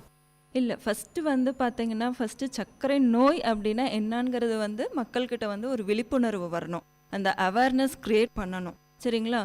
ஸோ ஃபஸ்ட்டு வந்து அந்த டயபெட்டிஸ்னால் என்னங்கிறத தெரிஞ்சுக்கணும். So people will be coming around with few complaints like loss of weight, அந்த மாதிரி சில கம்ப்ளைண்ட்ஸோடு வந்துட்டு இருக்காங்க. பட் அவங்களுக்கு வந்து நம்ம வந்து ட்ரீட்மெண்ட் மட்டும் பண்ண முடியாது. But along with the treatment we have to give the awareness to them. So we got a particular like diabetic educators அந்த மாதிரி எல்லாம் வச்சுருக்கோம் எங்கள் ஹாஸ்பிட்டலில். ஸோ அதை வச்சு தான் we are going to go back. சரி மேம், இப்போ வந்து எனக்கு இப்போ சர்க்கரை நோய் இருக்குது அப்படின்ற விஷயத்தை வந்து எப்படி வந்து நார்மலான பர்சன் எப்படி கண்டறியுது? எந்த மாதிரியான சிம்டம்ஸ் வந்து நமக்கு சர்க்கரை நோய் இருக்குன்னு வந்து மக்கள் தெரிஞ்சுக்கிறாங்க? அதை பற்றி கொஞ்சம் சொல்ல முடியுமா? Okay, fine. இப்போ வந்து பார்த்திங்கன்னா வந்து நம்ம டோட்டலாக வந்து லைஃப் ஸ்டைல் மாடிஃபிகேஷன், அதாவது ஃபிசிக்கல் ஆக்டிவிட்டி வந்து எதுவுமே கிடையாது, சரிங்களா? ஸோ முன்னெல்லாம் வந்து பார்த்திங்கன்னா லைக் வந்து people use to work very hard. So இப்போ வந்து பார்த்திங்கன்னா வந்து there is a lot of lifestyle modification. So அந்த வேலை செய்கிறோங்கிறது இதுவே வந்து ரொம்ப கம்மியாயிட்டிருக்கு. பட் இப்போ இருக்க ட்ரெண்டில் வந்து பார்த்திங்கன்னா even the young generations, the least when I saw last week was 12 years, சரிங்களா? ஸோ அந்த 12 years வந்து ஏன் அப்படிங்கிறது வந்து பார்த்திங்கன்னா due to the heredity also. One cause is due to heredity also, அதுவும் சொல்லலாம். But other thing is like main thing is lifestyle modification. So இப்போ வந்து பார்த்தீங்கன்னா வந்து next to China, India is to be become in 2025 India is going to be the world capital of diabetes. So WHO, World Health Organization, is always giving us a red mark. So we have to be very conscious in that, and more than doctors we need the diabetic educators, and even the public awareness should be created for the people. நீங்கள் சொல்லும் போது வந்து சர்க்கரை நோய் வந்து நம்ம சீனாவோட first வர போகிறது, அது வந்து நம்மளுக்கு பெருமைப்படக்கூடிய விஷயம் கிடையாது, கண்டிப்பாக கிடையாது. ஸோ அதனால வந்து ஆபத்துகள் தான் அதிகம். சரி, சர்க்கரை நோய் சொன்ன உடனே நம்மளுக்கு வந்து நினைவுக்கு வர்றது இந்த உணவு பழக்க வழக்கங்கள். கண்டிப்பாக உணவு முறைகள் வந்து எந்த மாதிரி உணவு வகைகள் வந்து, அதாவது சர்க்கரை நோய் பின்பும் முன்பும், அதாவது வித்தியாசப்படுத்தி சொல்லுங்க மேம். அதாவது வந்து பார்த்திங்கன்னா சர்க்கரை நோய் வந்துடுச்சு அப்படின்னு சொன்ன உடனே வந்து நிறைய பேர் வந்து அப்செட் ஆகிடுறாங்க. அது வந்து ஃபஸ்ட்டு வந்து அவங்க வந்து சர்க்கரை நோய் என்னங்கிறது வந்து அவங்க வந்து தெரிஞ்சுக்கணும். ஒன்று, அதில் வந்து பார்த்திங்கன்னா நிறைய வெரைட்டிஸ் இருக்குது. வந்து ஒரு சர்க்கரை அப்படின்னு சொல்லிட்டா ஓகே அப்படின்னு சொல்லிட்டு வர்றாங்க, பார்க்குறாங்க, ஒரு நார்மல் ஆனதுக்கப்புறம் வந்து விட்டுட்டு போயிடுறாங்க. அந்த மாதிரி ஓகே நார்மல் ஆயிடுச்சு, இனிமேல் வந்து மெடிசன்ஸ் எடுத்துக்க வேண்டாம் அப்படின்னு சொல்லிட்டு விட்டுட்டு போயிடுறாங்க. அந்த மாதிரி ஒரு எண்ணம் வந்து கண்டிப்பாக இருக்கக்கூடாது. First they should consult their doctor and they should know what is happening in their body. எதனால வந்தது சக்கரை நோய் அவங்களுக்கு, ஏன் அப்படின்னு கேட்டிங்கன்னா இதில் வந்து பார்த்திங்கன்னா type 1 diabetes, type 2 diabetes, gestational diabetes, அந்த மாதிரி நிறைய வெரைட்டிஸ் ஆஃப் டயபெட்டிஸ் இருக்குது. ஸோ ஃபஸ்ட்டு அவங்க டாக்டரை கன்சல்ட் பண்ணிவிட்டு எந்த வகையான ஒரு சர்க்கரை நோய் அவங்களுக்கு, ஸோ எந்த விதமான ட்ரீட்மெண்ட் அவங்களுக்கு கொடுக்கணும், ஸோ அந்த ஒரு கேட்டகரி எல்லாம் எடுத்துட்டு they have to decide. So அதுக்கப்புறம் தான் வந்து வி கேன் கோ ஃபார் சில டயபெட்டிஸ் எடுத்துக்கிறப்ப பார்த்தீங்கன்னா வந்து லைஃப் ஸ்டைல் மாடிஃபிகேஷன் பற்றி பேசிகிட்டு இருந்தோம். ஸோ லைஃப் ஸ்டைல் மாடிஃபிகேஷன் அப்படின்னு பார்த்தீங்கன்னா வந்து மெயின் திங் வந்து பார்த்திங்கன்னா உடற்பயிற்சி, சரிங்களா? ஸோ உடற்பயிற்சி எக்ஸசைஸ். ஸோ வந்து உடற்பயிற்சிங்கிறதுக்காக பெருசாக பெரிய எக்ஸசைஸ்லாம் எதுவும் பண்ண சொல்லலை. 24 மணி நேரத்தில் உங்களுக்காக ஜஸ்ட் 30 மினிட்ஸ் ஒர்க் பண்ணால் போதும். அதுவும் வந்து ஒரு பிரிஸ்க் வாக்கிங் பண்ணணும். அதாவது வந்து உங்களுடைய நடை வந்து எந்த அளவுக்கு இருக்கணும் அப்படின்னு கேட்டிங்கன்னா வந்து அந்த 30 நிமிஷத்தில் வந்து 5 kilometre 5 kilometres you have to cover. அந்த மாதிரி ஒரு வேகம் இருந்தால் தான் you can burn your calories. So அதுதான் உண்மையான உடற்பயிற்சி. அதை விட்டுட்டு நான் எப்போதுமே ஓபியில் பார்க்குறப்ப சொல்லுவாங்க, இந்த மாதிரி நானும் நடக்கிறேன் மேடம், 2 கிலோமீட்டர் நடக்கிறேன், 3 கிலோமீட்டர் நடக்கிறேன், ஆனால் என்னுடைய வெயிட் கம்மியாக மாட்டேங்குது அப்படின்னு சொல்லுவாங்க. பட் அது நட கிடையாது. எதிர்த்த வீடு பக்கத்து வீடு அந்த மாதிரி அவங்க கூடலாம் சேர்ந்துட்டு பேசிட்டு நடக்கிறது ஒரு நடையே கிடையாது. So you have to go for a brisk walking. அதாவது in 30 minutes you have to cover minimum 5 kilometres so that you can burn your calories. அதுதான் நடைங்கிறது. இதை தவிர ஒரு பெஸ்ட் ட்ரீட்மெண்ட்டுன்னு பார்த்தீங்கன்னா வந்து டயபெட்டிஸில் எதுவுமே கிடையாது. ஸோ நெக்ஸ்ட் அதை விட்டுட்டு அடுத்தது பார்த்தீங்கன்னா you can go for swimming, aerobic exercise, cycling, இதெல்லாம் கூட ஹெல்ப் பண்ணும். கண்டிப்பாக இதெல்லாம் இந்த மாதிரி ஒரு எக்ஸசைஸ் கூட ஹெல்ப் பண்ணும். நெக்ஸ்ட் வந்து பார்த்தீங்கன்னா வந்து உடற்பயிற்சியில் இன்னொன்று வந்து பார்த்தீங்கன்னா டயபெட்டிஸை பொறுத்த வரைக்கும் மன தளர்ச்சி இருக்கும். ஐயோ இந்த மாதிரி நம்மளுக்கு வந்து சுகர் வந்துடுச்சு, லைஃப் லாங் நம்ம மெடிசன் சாப்பிடணும், அதுலேயே வந்து சில பேர் வந்து ஒரு டிப்ரெஷன் ஆயிடுறாங்க. ஸோ அந்த மாதிரி ஒரு மன தளர்ச்சி இருக்கக்கூடாது எப்போதுமே. So you should be very free. நம்ம வந்து 4 பேத்துக்கு சொல்லணும். ஸோ நம்ம வந்து அடுத்தவங்களுக்கு அட்வைஸ் பண்ணுறதுல வந்து வில் பி சாட்டிஸ்ஃபைட். அண்ட் அது வந்து சர்க்கரை நோய் பற்றி அதனுடைய விழிப்புணர்வு பற்றி கொடுக்குறப்ப வந்து even will be feeling very free. And நம்மளுக்கும் அதை வந்து ஃபாலோ பண்ணுற மாதிரி இருக்கும், அவங்களுக்கும் வந்து ட்ரீட்மெண்ட் பண்ணுற மாதிரி இருக்கும். அதே மாதிரி அந்த மன தளர்ச்சியிலேருந்து விடப்படணும் அப்படின்னு பார்த்தீங்கன்னா வந்து யோகா பண்ணணும். டெய்லி வந்து யோகா பண்ணலாம். இன்னொன்று வந்து அட்லீஸ்ட் ஒரு 10 to 15 மினிட்ஸ் வந்து ஒரு மெடிடேஷன் பண்ணலாம் நீங்கள். ஸோ தியானம்ங்கிறது வந்து ரொம்ப முக்கியம். ஸோ யோகா அதே மாதிரி யோகாவும் வந்து பண்ணுறப்ப வந்து உங்களுக்கு அந்த மன தளர்ச்சியிலேருந்து கண்டிப்பாக விடுபடுவீங்க. அடுத்தது வந்து எக்ஸசைஸ் அப்படின்னு பார்க்குறப்ப பார்த்தீங்கன்னா காலையில் மார்னிங் வந்து பார்க்குறப்ப பார்த்தீங்கன்னா நம்ம அந்த ஸ்ட்ரெஸ் இதெல்லாம் வந்து ஃப்ரீயாக இருக்கிறதுக்காக பார்த்தீங்கன்னா மாலை வேலையில் நடக்கிறத விட காலை வேலையில் நடக்கிறது வந்து ரொம்ப நல்லது. இது ஓகே மேம், நிறைய விஷயம் சொன்னீங்க. அடுத்ததாக பார்த்தீங்கன்னா இந்த உணவு முறைகள், எந்த மாதிரியான ஃபுட்ஸும் வந்து நம்ம எடுத்துக்கிறது வந்து ரொம்ப நல்லது. ரைஸை கம்மி பண்ணுமா, இல்லை வந்து சுகர் சொன்னோன்னே எல்லாம் வந்து சுகரை மட்டும் கம்மி பண்ணிடுவாங்க. வேற எந்த உணவுகள்லாம் வந்து சர்க்கரை தன்மை அதிகமாக இருக்குது அதெல்லாம் கம்மி பண்ணால் வந்து சர்க்கரை நோய்க்கு கண்டிப்பாக. இப்போ ஓபியில் பார்க்குறப்ப பார்த்தீங்கன்னா வந்து எப்போதுமே எல்லாரும் வந்து சொல்லுவாங்க, ஐயோ நான் காலையில் 2 இட்லி தான் சாப்பிட்டேன், நான் சர்க்கரை போட்டு டீயே குடிக்கிறது கிடையாது, ஆனால் எனக்கு எப்படி இவ்வளோ சர்க்கரை வந்தது, ஏன் இவ்வளோ சுகர் இருக்குது. ஸோ இந்த மாதிரி வரிஸ் இந்த மாதிரி கொஸ்டின்ஸ் கேட்டுகிட்டே இருப்பாங்க. ஸோ நீங்கள் சர்க்கரை சாப்பிட்றதுனால இல்லை சர்க்கரை சேர்த்துக்கிறதுனால அந்த மாதிரி ஒரு சுகர் இன்க்ரீஸ் ஆகிறதோ அந்த மாதிரிலாம் கிடையாது. ஸோ நம்ம கணையத்தில் சுரக்கிற அந்த இன்சுலின், ஸோ நம்ம அந்த கணையத்தில் சுரக்கிற இன்சுலினும் நம்ம சாப்பிட்ற சாப்பாட்டில் இருக்கிற அந்த glucose level, so it has to B maintain in a equal. So 2 பேரும் ஃப்ரெண்ட்ஸாக இருக்க வரைக்கும் நம்மளை வந்து தொந்தரவு பண்ண மாட்டாங்க.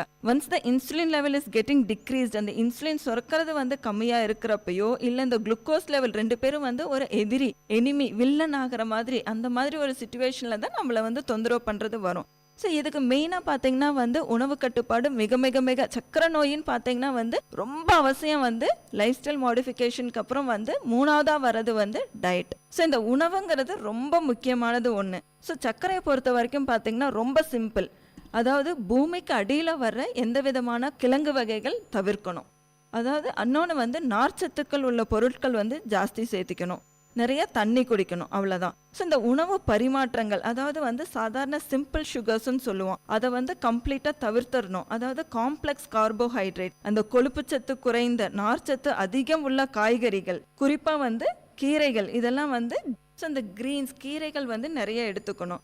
ஸோ அடுத்தது வந்து இந்த காய்கறி கீரைகள் குறிப்பாக வந்து சர்க்கரை குறியீட்டு திறன், அதாவது வந்து இப்போ கிளைசமிக் இண்டெக்ஸ்ன்னு சொல்லுவோம், ஸோ அது குறைவாக உள்ள கோதுமை, ராகி, திணை, கம்பு, குதிரைவாழை போன்ற தானிய வகைகள் செய்யப்பட்ட திடமான நல்ல ஒரு உணவு பழக்க வழக்கங்களை நம்ம உணவில் எடுத்துகிட்டு வரணும். ஸோ இந்த மாதிரி ஒரு டயட் மட்டும் எடுத்துகிட்டு வந்தால் நம்ம கண்டிப்பாக வந்து இந்த நோயிலிருந்து விடுபடலாம். அடுத்தது வந்து கேள்வி கேட்குறது வந்து பார்த்தீங்கன்னா, நான் வந்து நான்வெஜ் சாப்பிட்லாமா, எவ்வளோ சாப்பிட்லாம், சிக்கன் சாப்பிட்லாமா, மட்டன் சாப்பிட்லாமா, இல்லை ஃப்ரைட் ஐட்டம் சாப்பிட்லாமா, இந்த மாதிரி ஒரு கொஸ்டின்ஸ் திருப்பி ஓபியில் இந்த மாதிரி கேட்டுகிட்டே இருப்பாங்க. ஸோ நீங்கள் நான்வெஜ்ஜை பொறுத்த வரைக்கும் பார்த்தீங்கன்னா கொழுப்புச்சத்து விரைந்தது அப்படின்னு பார்த்தீங்கன்னா ஆட்டு இறைச்சியில் தான் வந்து நிறைய கொழுப்பு வகைகள் நிறையா இருக்குது. ஸோ உங்களுக்கு வந்து நான்வெஜ் எடுக்கணும் அப்படிங்கிற ஒரு விருப்பம் இருக்கிறப்ப பார்த்தீங்கன்னா தோல் உரித்த கோழி, அதாவது வந்து ஸ்கின்லெஸ், அந்த ஸ்கின் எடுத்துட்டு வந்து அந்த சிக்கன் வந்து நீங்கள் யூஸ் பண்ணலாம். அடுத்தது வந்து பார்த்தீங்கன்னா மீன் வகைகள் அப்படின்னு பார்த்தீங்கன்னா இந்த பொடி மீன்கள் இருக்கும், ஸோ அந்த பொடி மீன்கள் வந்து யூஸ் பண்ணலாம். இந்த மாதிரி ஒரு உணவு வந்து நீங்கள் எடுத்துக்கிறது வந்து இப்போ யூஸ்வலாக வந்து நம்ம வந்து 3 வேளையில் மார்னிங், காலையில் ஒரு பிரேக்ஃபாஸ்ட், மத்தியானம் லஞ்சு, டின்னர், இந்த மாதிரி 3 டைம்ஸ் வந்து நம்மளுடைய, அதுவும் மெயினாக குறிப்பிட்டு இந்த சவுத் இந்தியன்ஸ் பார்த்திங்கன்னா லஞ்ச் வந்து ரொம்ப ஹெவியாக இருக்கும். ஸோ அதை வந்து எப்படி எடுத்துக்கணும் அப்படின்னு கேட்டிங்கன்னா, இந்த 3 வேளை சாப்பிட்றத வந்து பிரிச்சுட்டு அதை வந்து 4 இல்லை இன்னும் மேலே போனால் 5 டைம்ஸ் ஒரு பிரேக் கொடுத்துட்டு நீங்கள் அதையே வந்து பிரித்து எடுத்தீங்கன்னா வந்து உங்களுக்கு இதில் வந்து நிறைய அந்த உணவு மாற்றங்கள் பண்ணி பாருங்கள். நீங்கள் வந்துட்டு டாக்டர்கிட்டையும் போக மாட்டீங்க, அதே மாதிரி நெக்ஸ்ட்டு வர்றது வந்து அந்த ட்ரீட்மெண்ட், அந்த மெடிசனையும் நீங்கள் வந்து தவிர்த்தரலாம். சரி டாக்டர், இப்போ வந்து பல பேருக்கு ஒரு சந்தேகம் இருக்குது, அதாவது சர்க்கரை நோய் வந்து ஒரு பரம்பரை வியாதியாக வந்து இப்போ எங்கள் அப்பாவுக்கு இருக்குது எனக்கு வந்துருமோ, இல்லை எங்கள் அம்மாவுக்கு இருக்குது எனக்கு வந்துருமோன்னு ஒரு டென்ஷன்லேயே இருக்காங்க. ஸோ அதை பற்றி கொஞ்சம் டீட்டெயிலாக சொல்லுங்கள். கண்டிப்பாக. இப்போ வந்து சர்க்கரையை பொறுத்த வரைக்கும் பார்த்தீங்கன்னா வந்து பரம்பரை வியாதி தான். அப்பா அம்மா நம்மளுக்கு என்ன கொடுக்குறாங்களோ இல்லையோ கண்டிப்பாக இது வந்து ஹெரிடிட்டரியாக இது வந்து வந்துடுது, சரிங்களா. Not only this, diabetes, hypertension, cardiac disease related நிறையா வந்து பார்த்தீங்கன்னா it is a congenital variety also. இப்போ ஒருவேளை இந்த ஜெனரேஷன் நம்ம அப்பா அம்மாவுக்கு இல்லாமல் ஒருவேளை நம்ம தாத்தா பாட்டி கூட இருந்திருக்கலாம், ஸோ அவங்கக்கிட்ட கூட வரதுக்கான சான்சஸ் நிறையா இருக்குது. ஸோ அதுதான் வந்து நம்ம வந்து உடனே வந்து நம்ம டாக்டரை கன்சல்ட் பண்ணணும். எப்போ வந்து நீங்கள் டாக்டரை கன்சல்ட் பண்ணுவீங்க அப்படின்னு கேட்டிங்கன்னா வந்து சடன் தேர் வில் பி ஒரு வெயிட் லாஸ் இருக்கும். அந்த மாதிரி ஒரு வெயிட் லாஸ், யூரின் ஜாஸ்தியாக போனாலோ இல்லை தண்ணி தாகம் ஜாஸ்தியாக இருந்தாலோ அந்த மாதிரி இருந்தால் இமீடியட்டாக நீங்கள் வந்து டாக்டரை கன்சல்ட் பண்ணுறது நல்லது. கண்டிப்பாக இது வந்து ஒரு பரம்பரை வியாதின்னு சொல்லலாம். இன்னொன்று வந்து பார்த்திங்கன்னா வந்து ஒபிசிட்டி சொல்கிறோம். மேம், இப்போ வந்து எனக்கு வந்து நார்மலாக நான் ஃபிட்டாக இருக்கேன், பட் எனக்கு சுகர் வரக்கூடாது, மற்றவங்கள பார்த்து வந்து நம்மளுக்கு சுகர் வரக்கூடாது அப்படின்னு நினைக்கிறவங்க ப்ரிவென்டிவ் மெஷர்ஸ் வந்து இதெல்லாம் ஃபாலோ பண்ணாக்கா ஃப்யூச்சரில் வந்து சர்க்கரை நோயை தவிர்க்க முடியும், ஃபுட்டாக இருக்கட்டும் இல்லை எக்ஸசைஸாக இருக்கும், எந்த மாதிரியான விஷயங்களை வந்து நீங்கள் சஜஸ்ட் பண்ணுறீங்க?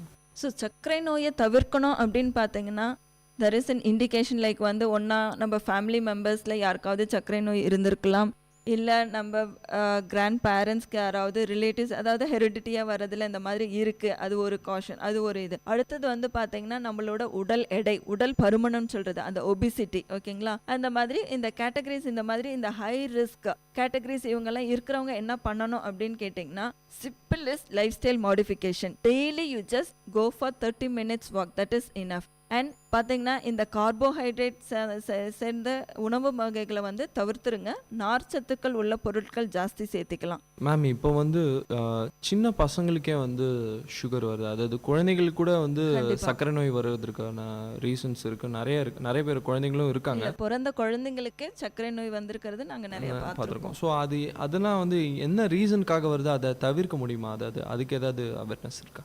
இல்லை, அதுக்கு அவேர்னஸ்ன்னு பார்த்தீங்கன்னா வந்து சிலது வந்து நாங்கள் வந்து இந்த ஜெஸ்டேஷனல் டயபெட்டிஸ்ன்னு சொல்கிறோம்.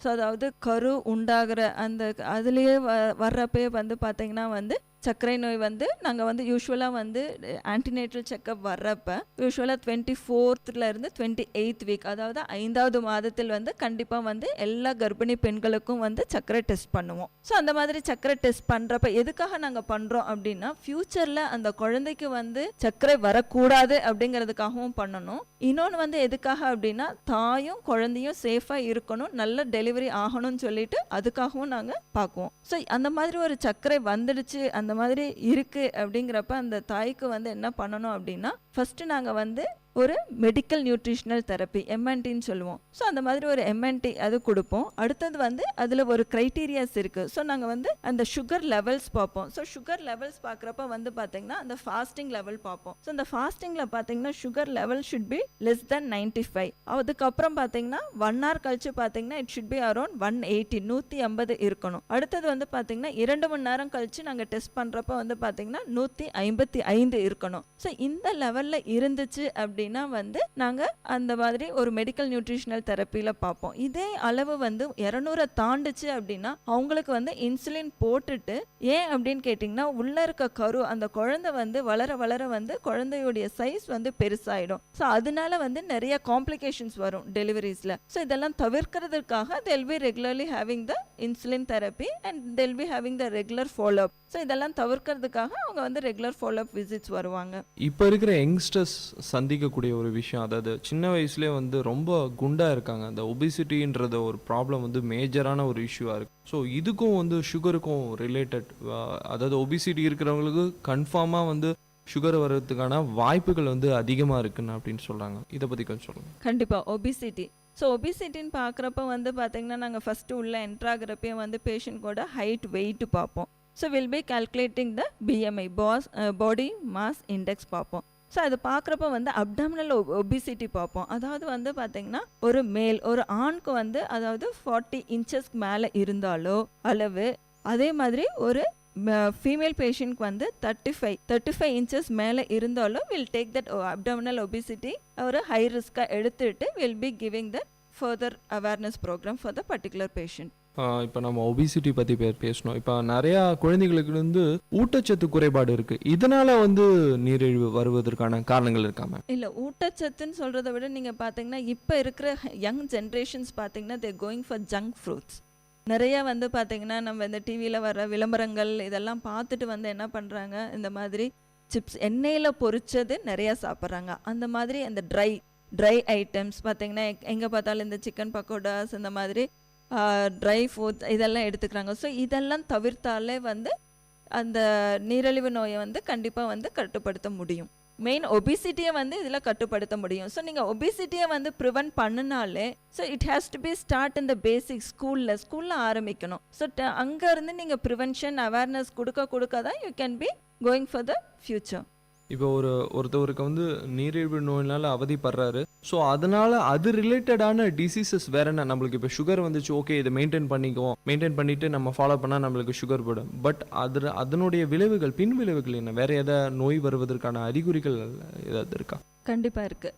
என்ன அப்படின்னு பார்த்தீங்கன்னா சர்க்கரை நோய் அப்படின்னு வந்துட்டால சர்க்கரைன்ட்டு இன்னும் சிலது இருக்குது. சர்க்கரை ஆகட்டும், இல்லை பிளட் ப்ரெஷர் பிபி ஆகட்டும், இல்லை தைராய்டு ப்ராப்ளம் ஆகட்டும், இன்னும் சில வியாதிகள் இருக்குது. ஸோ இதெல்லாம் வந்து சளி ஜுரம் மாதிரி 1 நாள் 2 நாளில் வர வியாதி. 2 நாள் மாத்திரை போடலாம், போட்டுட்டு அதுக்கப்புறம் விட்டுடலாம், அந்த மாதிரி கிடையாது. ஸோ ஒன்ஸ் வந்துடுச்சு அப்படின்னு கன்ஃபார்மாக டாக்டர்கிட்ட போய் நீங்கள் கன்சல்ட் பண்ணிட்டீங்க அப்படின்னா till the end life long you have to be on medicines. அதை ஃபஸ்ட்டு நீங்கள் புரிஞ்சுக்கணும். சரிங்களா?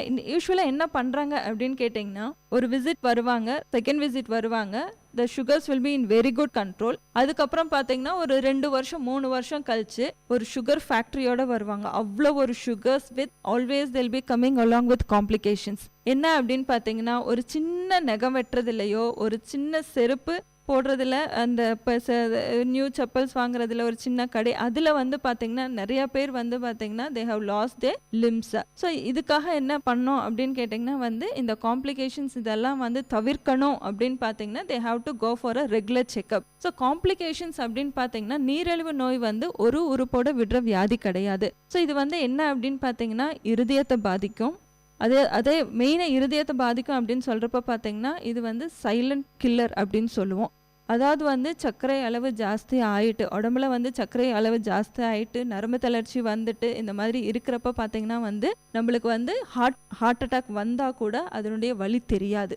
சரிங்களா? ஸோ அது வந்து அந்த வலி வந்து ஒன்றா கேஸ் ப்ராப்ளம் சொல்லிட்டு அது நிறைய பேர் நெக்லெக்ட் பண்ணிட்டு லாஸ்ட் மூமெண்ட்டில் கூட வந்திருக்காங்க. ஸோ அந்த மாதிரி இருக்கக்கூடாது. எனி டைம் ஏதாவது ஒரு காம்ப்ளிகேஷன், அதாவது வந்து ஹார்ட் ப்ராப்ளம் ஆகட்டும், இல்லை கிட்னி ப்ராப்ளம் ஆகட்டும், கண்ணு, நரம்பு தளர்ச்சி, இது எல்லாமே வந்து சர்க்கரை நோயால் வர்றதுக்கான இதுன்ட்டு இல்லை, இன்னும் நிறைய தோல் சம்மந்தப்பட்டது அண்ட் மெயின் வந்து யூரின் ப்ராப்ளம்ஸ் நிறையா இருக்குது. யூரினரி ட்ராக்ட் இன்ஃபெக்ஷன்ஸ், இல்லை பெண்களுக்கு வந்து இன்னும் நிறைய அந்த ஒயிட் டிஸ்சார்ஜ் எல்லாம் சொல்லுவோம், அந்த மாதிரி நிறைய ப்ராப்ளம்ஸ் எல்லாம் இருக்குது. இது எல்லாமே வந்து சர்க்கரையுடைய காம்ப்ளிகேஷன்ஸ் தான். இப்போ வந்து நார்மலாக வந்து இன்சுலின் லெவல் கம்மியானதான் இந்த சுகர் ப்ராப்ளம் வருது இல்லையா? கண்டிப்பா. ஸோ இது மெடிசன் ஆர்டிஃபிஷியலாக இல்லாமல் நார்மலாக வந்து அதாவது ஒரு நேச்சுரல் வழி மூலயமா வந்து இதை இன்க்ரீஸ் பண்ண முடியுமா? இன்க்ரீஸ் பண்ணலாமான்னு கேட்குறீங்க. Okay fine. அதாவது வந்து பார்த்தீங்கன்னா வந்து மெயினாக வந்து it depends on the individual தான் எதுவுமே. ஓகேங்களா? So we should give them a very good awareness. So first சர்க்கரை எதனால வந்துச்சுன்னு அவங்களுக்கு வந்து தெரியணும். அடுத்தது வந்து நம்ம உடம்புல வந்து அந்த இன்சுலின் அளவு கம்மியானதுனால தான் வந்து சர்க்கரை நம்மளுக்கு வந்திருக்கணும்னு தெரியுது. ஸோ எப்படி வந்து அடுத்தது வந்து இன்சுலினை இன்க்ரீஸ் பண்ணணும், அதை வந்து எப்படி நம்ம நார்மல் லெவலுக்கு எடுத்துட்டு வரணும். So once insulin is coming back to you will be free out of the disease. அதை எப்படி பண்ணணும் அப்படின்னா அதுக்குன்ட்டு ட்ரீட்மெண்ட் எதுவும் பெருசாக கிடையாது. The only thing is you have to go for a brisk exercise. நல்ல ஒரு வாக்கிங் பண்ணுங்க, தட்ஸ் இனஃப். அதுவே வந்து உங்களுக்கு ஆட்டோமேட்டிக்காக வந்து எடுத்துக்கும். அப்படி முடியாத பட்சத்தில் ஒரு சிலருக்கு வந்து ஓல்டேஜில் இல்லை ஒபிசிட்டியில், ரொம்ப ஒபிசிட்டியில் இந்த மாதிரி வர்றப்ப தான் you will B going for artificial. அதாவது வந்து நம்ம வெளியே வந்து இன்சுலினை உடம்புல செலுத்திட்டு அதை வந்து மெயின்டைன் பண்ணுறோம். அது ரெண்டு தான் நம்மளுக்கு மெயினாக சொல்கிறது. இப்போ வந்து இன்சுலின் எடுத்துக்கிறது வந்து அவங்களா வந்து டிசைட் பண்ணிட்டு ஒரு டவுட்ஸ் இருக்கும், எப்போ எடுத்துக்கலாம், மார்னிங் எடுத்துக்கலாமா இல்லை நைட் எடுத்துக்கலாமா இல்லை சாப்பிட்ட பிறகு எடுத்துக்கலாமா, அந்த மாதிரியான கொஷின்ஸ் வந்து அவங்களுக்கு நிறைய இருக்குது. அதை பற்றி கொஞ்சம் சொல்லுங்கள் மேம். ஆமாம், கண்டிப்பாக பார்த்தீங்கன்னா வந்து நாங்கள் இந்த மெயினாக சொல்லணும் அப்படின்னு பார்த்தீங்கன்னா ஏசிபிசி சொல்லுவாங்க, அந்த ஃபாஸ்டிங் பிளட் சுகர், அதுதான் வந்து ஏசின்னு சொல்கிறது. அடுத்தது வந்து பார்த்தீங்கன்னா போஸ்ட்பிராண்டியல் பிளட் சுகர், பிசி. ஸோ வந்து என்ன பண்ணுவாங்க மெயினாக பேஷண்ட்ஸ் அப்படின்னு பார்த்தீங்கன்னா, ஓ ரைட் நாளைக்கு டாக்டர்கிட்ட போகணும் அப்படின்னு அந்த திங்கிங் வர்றப்ப ஒரு 3 days வந்து நல்ல ஒரு டயட் கண்ட்ரோலில் வருவாங்க. வந்துட்டு பார்த்தீங்கன்னா அவங்களுடைய ஏசிபிசி பார்த்தீங்கன்னா இட் வில் பி வெரி பக்கா, நல்ல ஒரு கண்ட்ரோலில் இருக்கும். அதே இது ஆனால் நாங்கள் வந்து அதை எடுத்துக்கிறது கிடையாது. நாங்கள் மெயினாக எடுத்துக்கிறது வந்து HbA1cன்னு சொல்லுவோம். அதாவது வந்து கிளைகோசிட்டட் ஹீமோக்ளோபின் லெவல். அது வந்து என்ன கொடுக்கும் அப்படின்னா ப்ரீவியஸ் 3 months அந்த 90 days சுகர் லெவல் கொடுக்கும். அதாவது அந்த HbA1cங்கிறது வந்து பார்த்தீங்கன்னா normal level is up to 4 to 6%. But ACBC will be normal. அந்த HbA1cன்னு சொல்கிற அளவு வந்து பார்த்தீங்கன்னா 8, 9, 10, 16, 17, 18 வரைக்கும் நாங்கள் இங்கே பார்த்துருக்கோம். ஸோ அந்த மாதிரி ஒரு 9, 10 அந்த மாதிரி போகிறப்ப பார்த்தீங்கன்னா கண்டிப்பாக வந்து இன்சுலின் அவசியம் தேவைப்படுது. ஏன் அப்படின்னு கேட்டிங்கன்னா இந்த நம்ம காம்ப்ளிகேஷன் சொல்கிறோம் பாருங்கள், இருதய வியாதி, கிட்னி, கண்ணு சம்மந்தப்பட்ட ஃப்யூச்சரில் சம்மந்தப்பட்ட அதெல்லாம் வந்து தவிர்க்கிறதுக்காக தான் நாங்கள் இன்சுலின் சொல்கிறோம். பட் வந்து மக்கள்கிட்ட வந்து என்ன அப்படின்னு பார்த்தீங்கன்னா டாக்டர் வந்து இன்சுலின் சொன்ன உடனே ஃபர்ஸ்ட் வந்து பேஷண்ட் வந்து அது ஒரு கொலை கொட்டுற மாதிரி நினச்சிப்பாங்க. ஐயோ இன்சுலினா, ஐயோ டாக்டர் இன்சுலின் வேணாம், இவங்க ஏற்ற வீட்டில் சொன்னாங்க, அவங்க சொன்னாங்க இன்சுலின் போட்டால் எங்களுக்கு வந்து நாங்கள் கடைசி வரைக்கும் இன்சுலின் போடணும், அந்த மாதிரி ஒரு தவறான ஒரு எண்ணம் இருக்குது. அப்படி இல்லைன்னா என்ன பண்ணுவாங்கன்னா இந்த டாக்டர் நல்லா இல்லை அப்படின்னு சொல்லிட்டு உடனே என்ன பண்ணுவாங்க அடுத்த டாக்டர்கிட்ட போவாங்க, அவங்களும் அதே இன்சுலின் சொல்லுவாங்க. ஸோ அவங்க அந்த இன்சுலின் சொல்றப்ப மறுபடியும் இன்னொரு டாக்டர்கிட்ட வராங்க. இன்சுலின் போடுறது ஃபர்ஸ்ட் வந்து தெரிஞ்சுக்கணும். அதாவது இன்சுலின் மருந்து மாத்திரைகள் சாப்பிட்றத விட இன்சுலின் தான் வந்து the best treatment. Life long நீங்கள் இன்சுலின் தவிர்க்கணும் அப்படின்னா அந்த HbA1c லெவலில் நீங்கள் நார்மலாக வச்சுட்டீங்கன்னா கண்டிப்பாக இதை வந்து தவிர்க்க முடியும்.